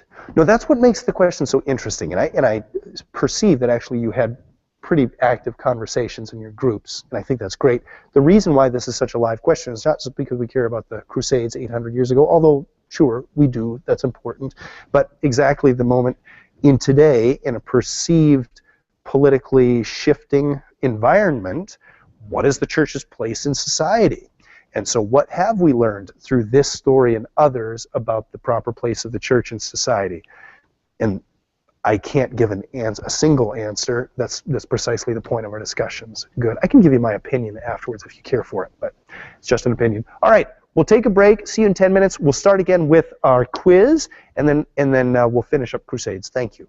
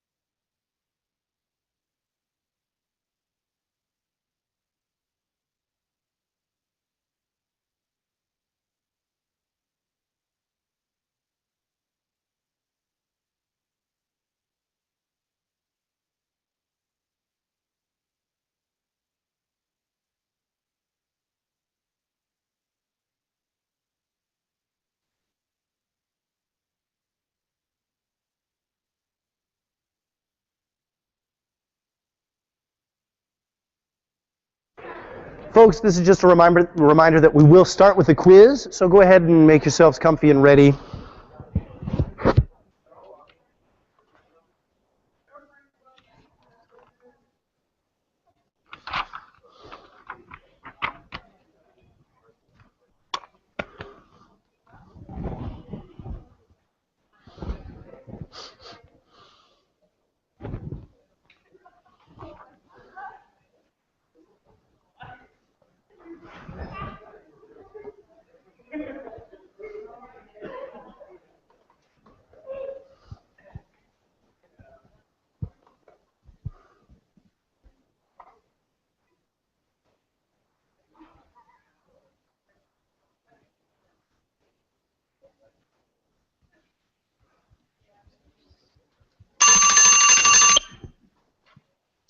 All righty. Palmer, if you would lead us in our quiz, please. Definitely. Is there everybody on the blackboard? Yeah. Good. Sweet. Okay, we're going to start. Question 1. According to the lecture, why are the Crusades such a unique and widely studied event in history? A. The Crusades are the first recorded military act commissioned by a king. B. They were the first time that the Pope claimed to be authoritative over temporal matters. Temporal meaning political. C. The Crusades were a direct impetus for the Enlightenment. D. They marked the beginning of the Middle Ages. Or E. The Crusades were a military act commissioned by the Pope.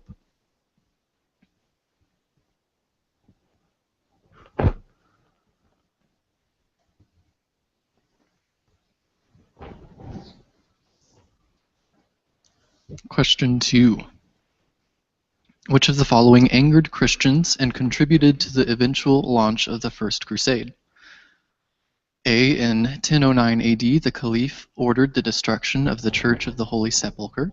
B. In 689 AD, the Caliph constructed the Dome of the Rock on the Temple Mount in Jerusalem. C. In 1037 AD, the Great Seljuk Empire emerged from Persia and Anatolia. D. In 1075 AD, Pope Gregory VII and Henry IV clashed in what has become known to historians as the Investiture Controversy. Or E. In 1054 AD, the Great Schism of the Church separated Eastern and Western Christianity.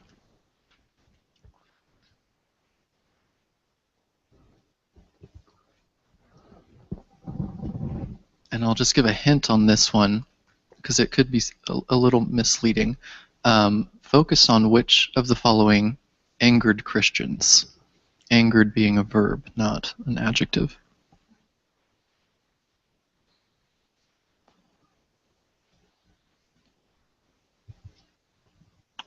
Question 3. According to the lecture, what was the perennial goal of the Crusades?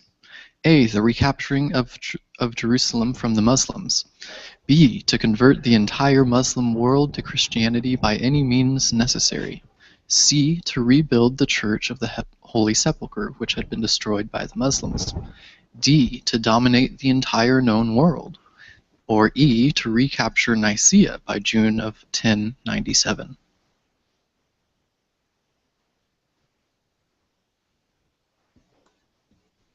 Question 4. What was Karen Armstrong's thesis in her book, Holy War, The Crusades and Their Impact on Today's World? A. The Muslims captured Jerusalem not long before the Crusaders got there. B. Islamic terror is the natural response of good-natured people who suffered the horrors of the Crusades. C. Crusading was not the first manifestation of European colonialism. D. The Crusades are a great forgery of historians from the 19th century. Or E. Crusading had no impact on the world today.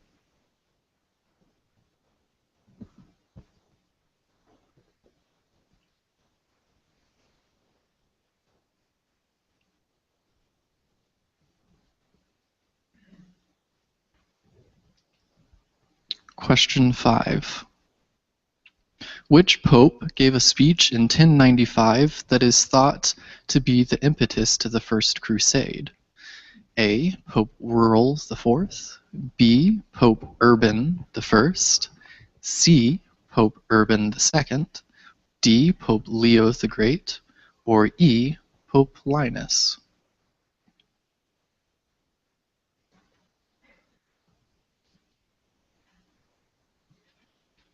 I like that, Palmer. It's pretty clever. I really hope there is a pope called Pope Rural IV. Great. And that's the end of the first quiz. Everybody have everything you need? Super. Super. Let me give you a quick rundown of the other Crusades, especially Crusades 2 through 4. And there's a lot of information here, but let me just plow through it. And I've really been pleased that we've been able to sort of get the idea of the Crusades set in our minds and to discuss at some length their perhaps value, potential value, and also their impact on the later history. I'm very glad we had some time to work through those things carefully. But let me give you in rapid fire succession some information about Second Crusade and following. The Second Crusade dates from 1047 to 1049.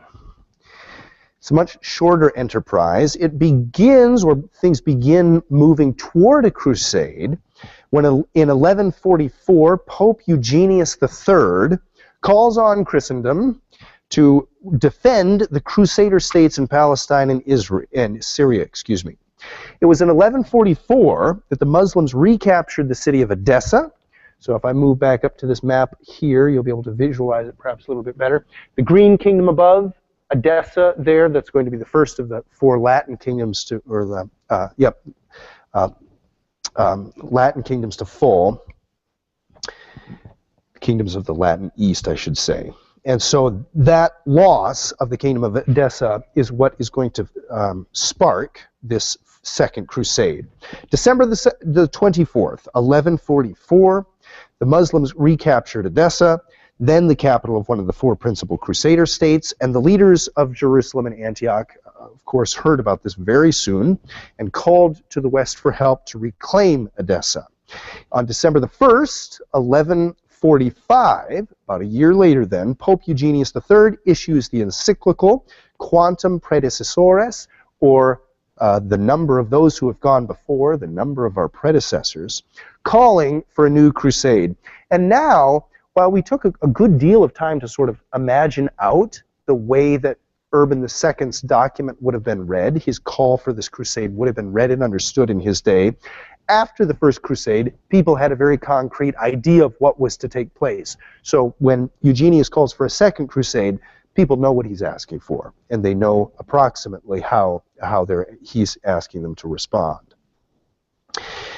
The document had been carefully prepared and intended to rouse people to fight in the East. The document emphasized that the Crusades would also, those who participated in the Crusades and died in the Crusades, would gain a free of sin ticket, so to speak. So this concept of the indulgence, which perhaps had been quite effective in alluring people to participate in the First Crusade, that's reiterated for the Second Crusade. And the indulgence tradition begins to expand and expand. And eventually, of course, you don't have to die in a crusade to receive one of these indulgences. No, you could eventually simply purchase them. Bernard of Clairvaux, but that takes place at a later period in history, the purchase of indulgences. Bernard of Clairvaux, whose dates are from 1090 to 1153, he in fact is a recruiter for the Second Crusade. He goes about the countryside preaching this crusade, and this was one of his larger official roles in the church. Bernard of Clairvaux is a difficult to pin down individual. He was such a creative person, such a mystical person as well. Poetic sensibility was tremendous. He has a number of different legacies, but his official role in the church, this was probably what he's best known for. The Pope commissioned Bernard of Clairvaux, and Bernard of Clairvaux does preach this crusade. Ultimately, the Second Crusade is a military failure, and so Bernard has to bear the sadness and futility of these efforts. But there are many miracle stories associated with Bernard, and his presence at rallies and encouragement to the Crusaders did a great deal to support them in their morale for this. We remember the terrible pogroms that broke out, especially during the very first chapter of the First Crusade, so with Peter the Hermit. At this time and during the Second Crusade, there's this Cistercian monk by the name of Ralph, who's running around preaching again that the Jews should be slain and their property taken and used to finance the crusade.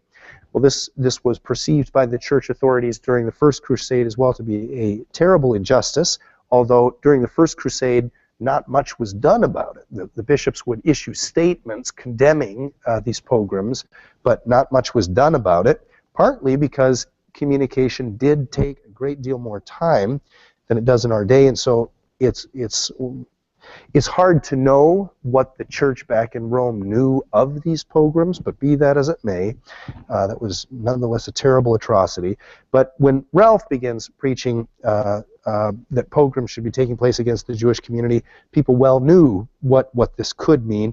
Bernard is influential in silencing Ralph, making sure that the official word from the Roman Catholic Church continues to be that the Jews should be protected and not harmed.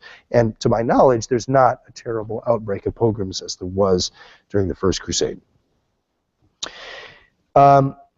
Well, excuse me, my notes just now contradict me. I guess there were some, but it's not nearly as devastating as the First Crusade.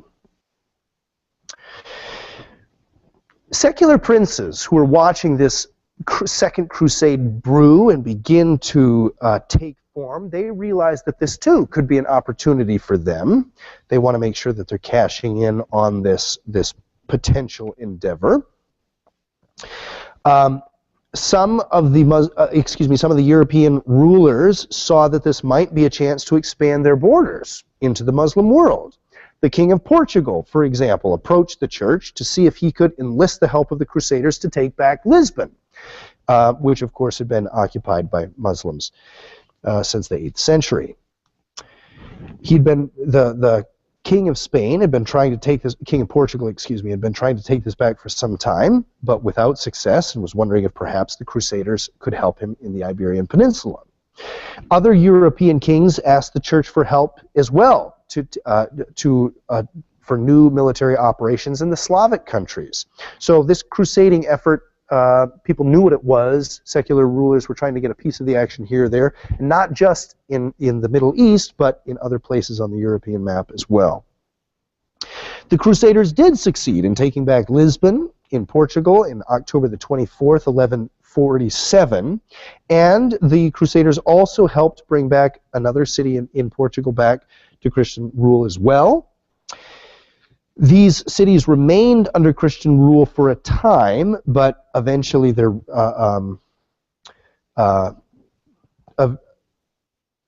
eventually the Muslim Empire did take back these cities. It was in 1148 that the Crusaders were defeated when trying to take Damascus, and this is the watershed moment in the Second Crusade when the crusading effort appears that it's going to be a failure. The Crusaders ran out of water. They're trying to take the city of Damascus. They run out of water, and this is a very encouraging moment for the Muslim defenders who understand then, aha, these Franks aren't invincible. It's possible for us to defeat them as well. So there's sort of this psychological change of the winds that's taking place at this defeat of the Crusaders at Damascus. The First Crusade had a very clear objective. It was to retake Jerusalem. And it was fueled by this spiritual fervor, which then, no doubt, seemed much more innocent than it did 50 years later during this time of the Second Crusade. The Second Crusade was a call to, it didn't have nearly the focus that the First Crusade did. The Second Crusade takes place in a number of different fronts in Spain, what we call Spain, in the Slavic countries, also in Palestine. The only place where the Crusaders met with any real success was in Spain. Otherwise, the kingdom of Edessa is not reclaimed. There's a terrible defeat in Damascus and so on. Let me talk you through very quickly the Third and Fourth Crusade as well. What happens with the Third Crusade? Third Crusade takes place from 1189 to 1192. And this is probably the most famous of the Crusades. It's at least the one that appeals most to the imagination of 20th century cinematographers. Look at this. And I think the idea is that it's really the crusade that demonstrates that the whole crusading enterprise is ultimately going to be a failure. And I think Hollywood really likes that fact. So what Jerusalem is lost in 1187. And then the Third Crusade is a response trying to reclaim Jerusalem. It's a failed it's a military failure. The Crusaders do not take back Jerusalem. But that's the transition that's taking place in this Third Crusade. And for whatever reason, whether my psychological suspicions are correct about filmmakers or not is beside the point. This is the crusade that all of the filmmakers take interest in. And look at this list of films. We have the Crusades, a 1935 film that's about the Third Crusade. We have The Kingdom of Heaven in 2005. It's about the Third Crusade. We have King Richard and the Crusaders, a 1954 film. We have Saladin, a 1963 film. We have The Adventures of Robin Hood, the Disney film, from 1938, or Robin Hood, Prince of Thieves, 1991, back when Kevin Costner was young and handsome. So all of these films, never mind. I'll share you this. I'll spare you the story. Anyway, all of these films, and in the popular imagination, most of the focus that's given to Crusades through media is in fact about this Third Crusade. What's taking place? It's in July the 4th of 1187 that Saladin, let me give you that name because it's going to be one of the most important, no doubt the most important of the Muslim participants in these crusading activities. Saladin reclaims Jerusalem on July the 4th, 1187, at the Battle of Hattin. I know that it might be difficult for you to see that. So Saladin is S-A-L-A-D-I-N, reclaims Jerusalem on July the 4th, 1187, at the Battle of Hattin. And Hattin is spelled H-A-T-T-I-N, or the Battle of the Horns. With this reclaiming of Jerusalem, this is the news that shocks the Western world, galvanizes the church into action. Pope Urban III dies shortly after receiving the news of the fall of Jerusalem. This is just such a terrible catastrophe in his mind. What happens? A new crusade is launched to try to reclaim Jerusalem. Ultimately, it fails.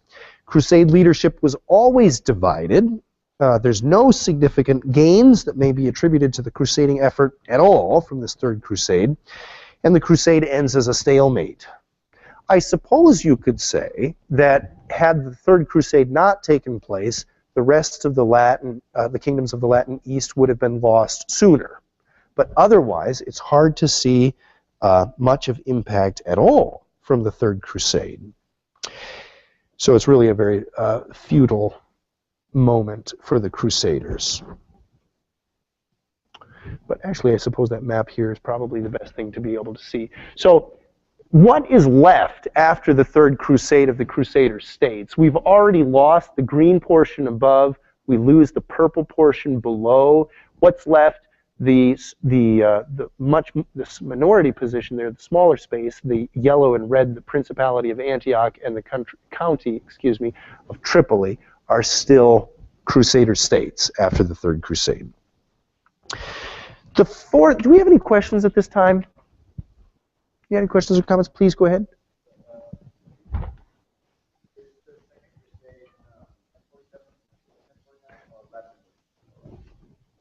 Look at that. Thank you so much for that correction. 11, of course. Thank you. Thank you so much. The Fourth Crusade takes place from 1202 to 1204. And this is a very significant crusade, not so much for what actually happens in the East, but much more what happens in Constantinople. And from a Christian point of view, this is probably where things get blackest, or at least this is what I need to rephrase that. What I mean by that is, from the Crusaders' point of view, this is where the Church of the Middle Ages loses most of its credibility among the conversation partners with whom they were having at that time. So this is the most destructive of the Crusades from a medieval point of view, and today still too it's atrocious what takes place. The Fourth Crusade is called in 1202 against the Muslim powers in Egypt. Venetian merchants back this crusade and become major funders for the crusade. They help underwrite the costs. Now this, what is really terrible that takes place in 1204, just as the crusade is getting going, is as these Western crusaders from modern-day France and Germany and other places, Italy and so on, Spain, as these Western crusaders are heading out to the east, as they're passing through Constantinople, a shocking event unfolds. The Crusaders start sacking the city of Constantinople. Now this, to the Christians in the East, makes no sense at all.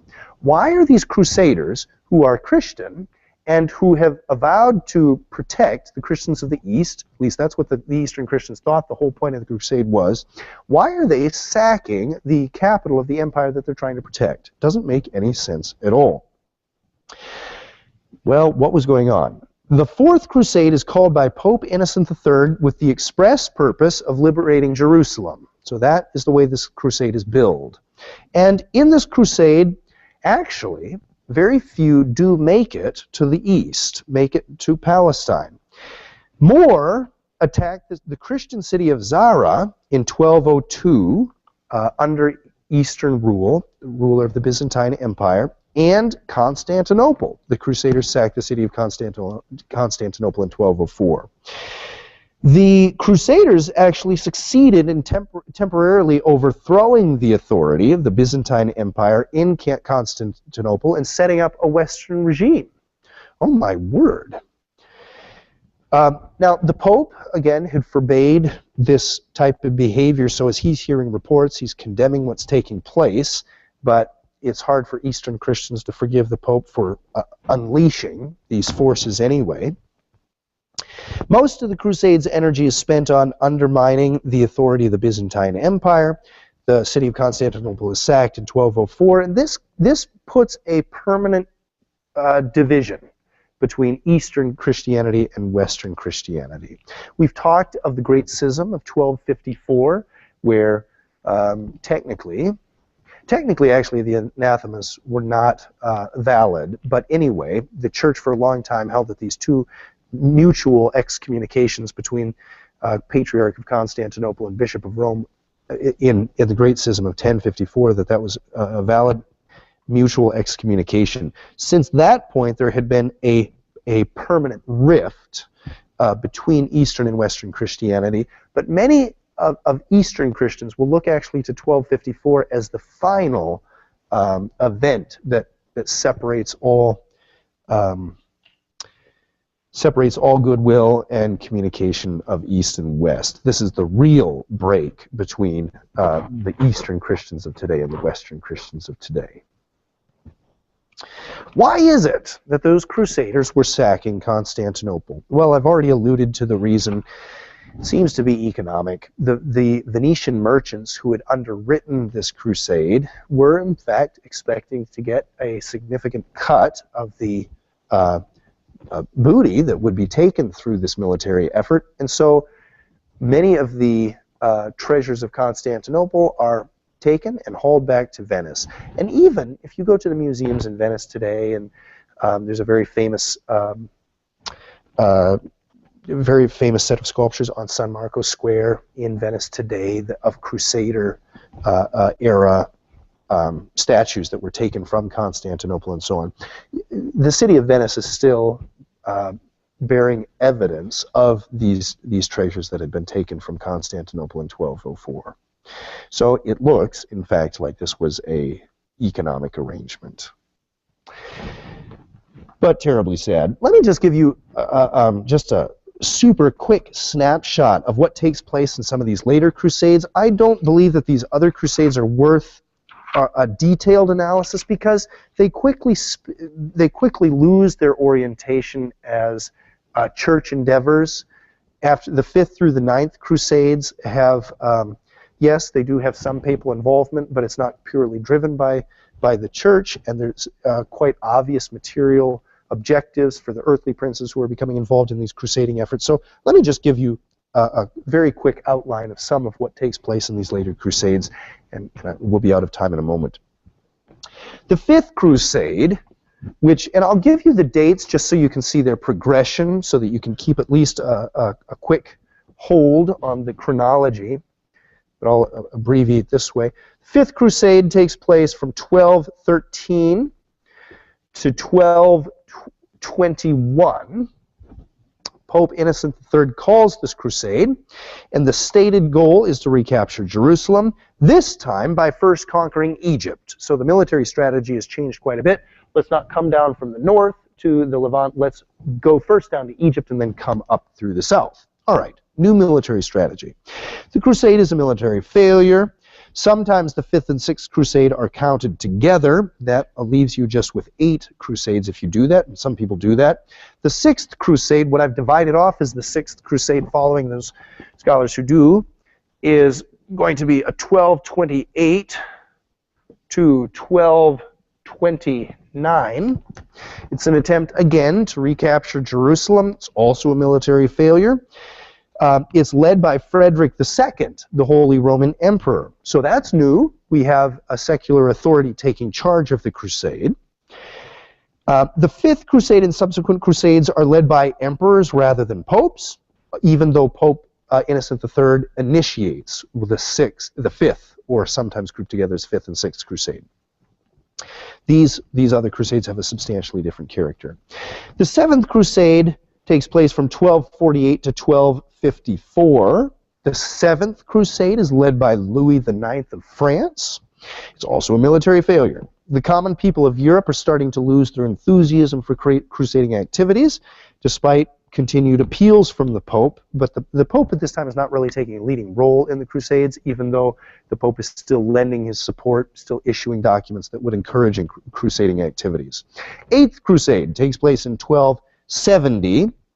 It's also led by Louis IX of France. Jean de Joinville, whose Chronicle of the Crusades I think we have on our great book lists. He chronicles Louis's 9th crusade. He chronicles Louis IX's 7th crusade, but he refuses to go on crusade this time during the 8th crusade. Louis IX and his men take up a new strategy again. They land in Africa, so further off the coast here from Egypt, hoping to then take Egypt and make Egypt a military base that could then reach to the Holy Land. However, Louis IX dies of health complications because of the very poor water that was available to him. This crusade also is a military failure. Sorry that I sound like a broken record. The 9th crusade and the last crusade is 1271 to 1272. So you can chart out in your mind that the crusading era is really from 1096 to 1272. Inspired by Louis IX's tragic death in Africa, Prince Edward of England sails up to Acre and attempts to take back the Holy Land. There was very little support and very little success for this crusade. And finally, the last tottering of the states of the Latin East falls in 1289. So this is the last of the Crusades, and the crusading spirit really dies out. Now you remember from our earlier discussion of medieval Christianity that this is really the end of an era, not just of the crusading era, but there's a dramatic shift in the winds for medieval Christendom. Remember, around the year 1300, we said was often the change from the High Middle Ages to the Late Middle Ages, and then I sketched out all of these terrible things that took place during the Late Middle Ages, like the bubonic plague and so on.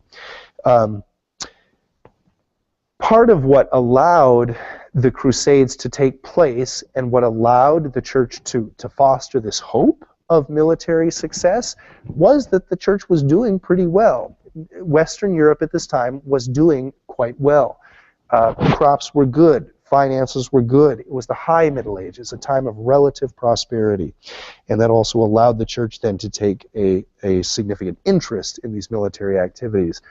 Things wind down, and the church, I think, learns a very hard lesson here, that this involvement in this particular activity of crusading was very costly and brought about little. And yet, I think this larger shift that's taking place too is also part of what brings this crusading era to an end. Resources simply are getting more scarce, and people are more and more reluctant to offer up scarce resources in this hazardous endeavor. All right. Well, scholars, if you have any questions for me, I'm happy to take them. And then otherwise, we'll have one last session in this semester of the course next week, and it'll be on the monastic movements, which I love. So if today was a little bit of a discouraging lesson, at least we'll get to end on a positive note, which is really a very spiritually vibrant and successful endeavor. So we'll at least get to end on a positive note. A couple questions. Jacob first.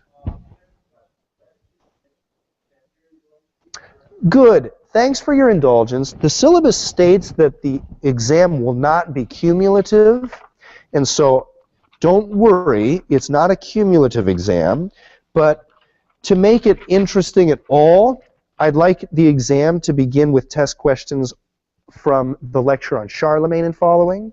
So on your syllabus, that would be as though the exam were queued from the 28th of October. Oh. Oh, I'm sorry. Yes. Great. It'll open up after class period. Hopefully it'll open up after next class period and then be available to you through next week and into exam week. Good. But I haven't talked with Palmer, so I don't want to create unrealistic expectations. He'll let you know when it's available, but it'll at least be available during exam week. I hope sooner. Great. Marcus, you had a question.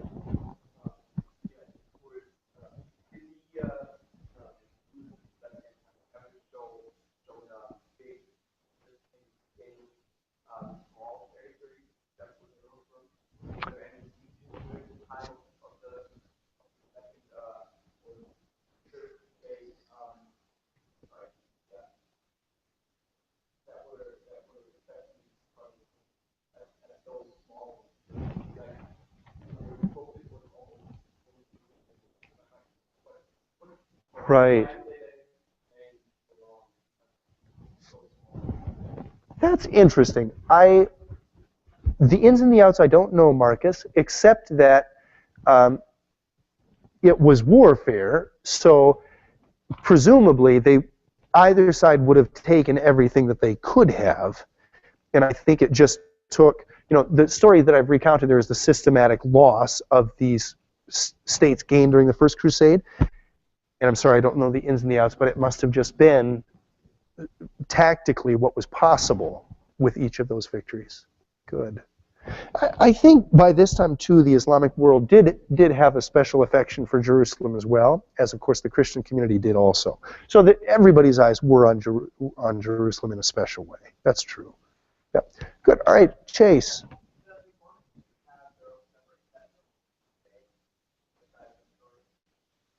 That's interesting. Crusades, Islamic Crusades? Good. Okay. I'm out of time, but it's an important point you're raising, Chase.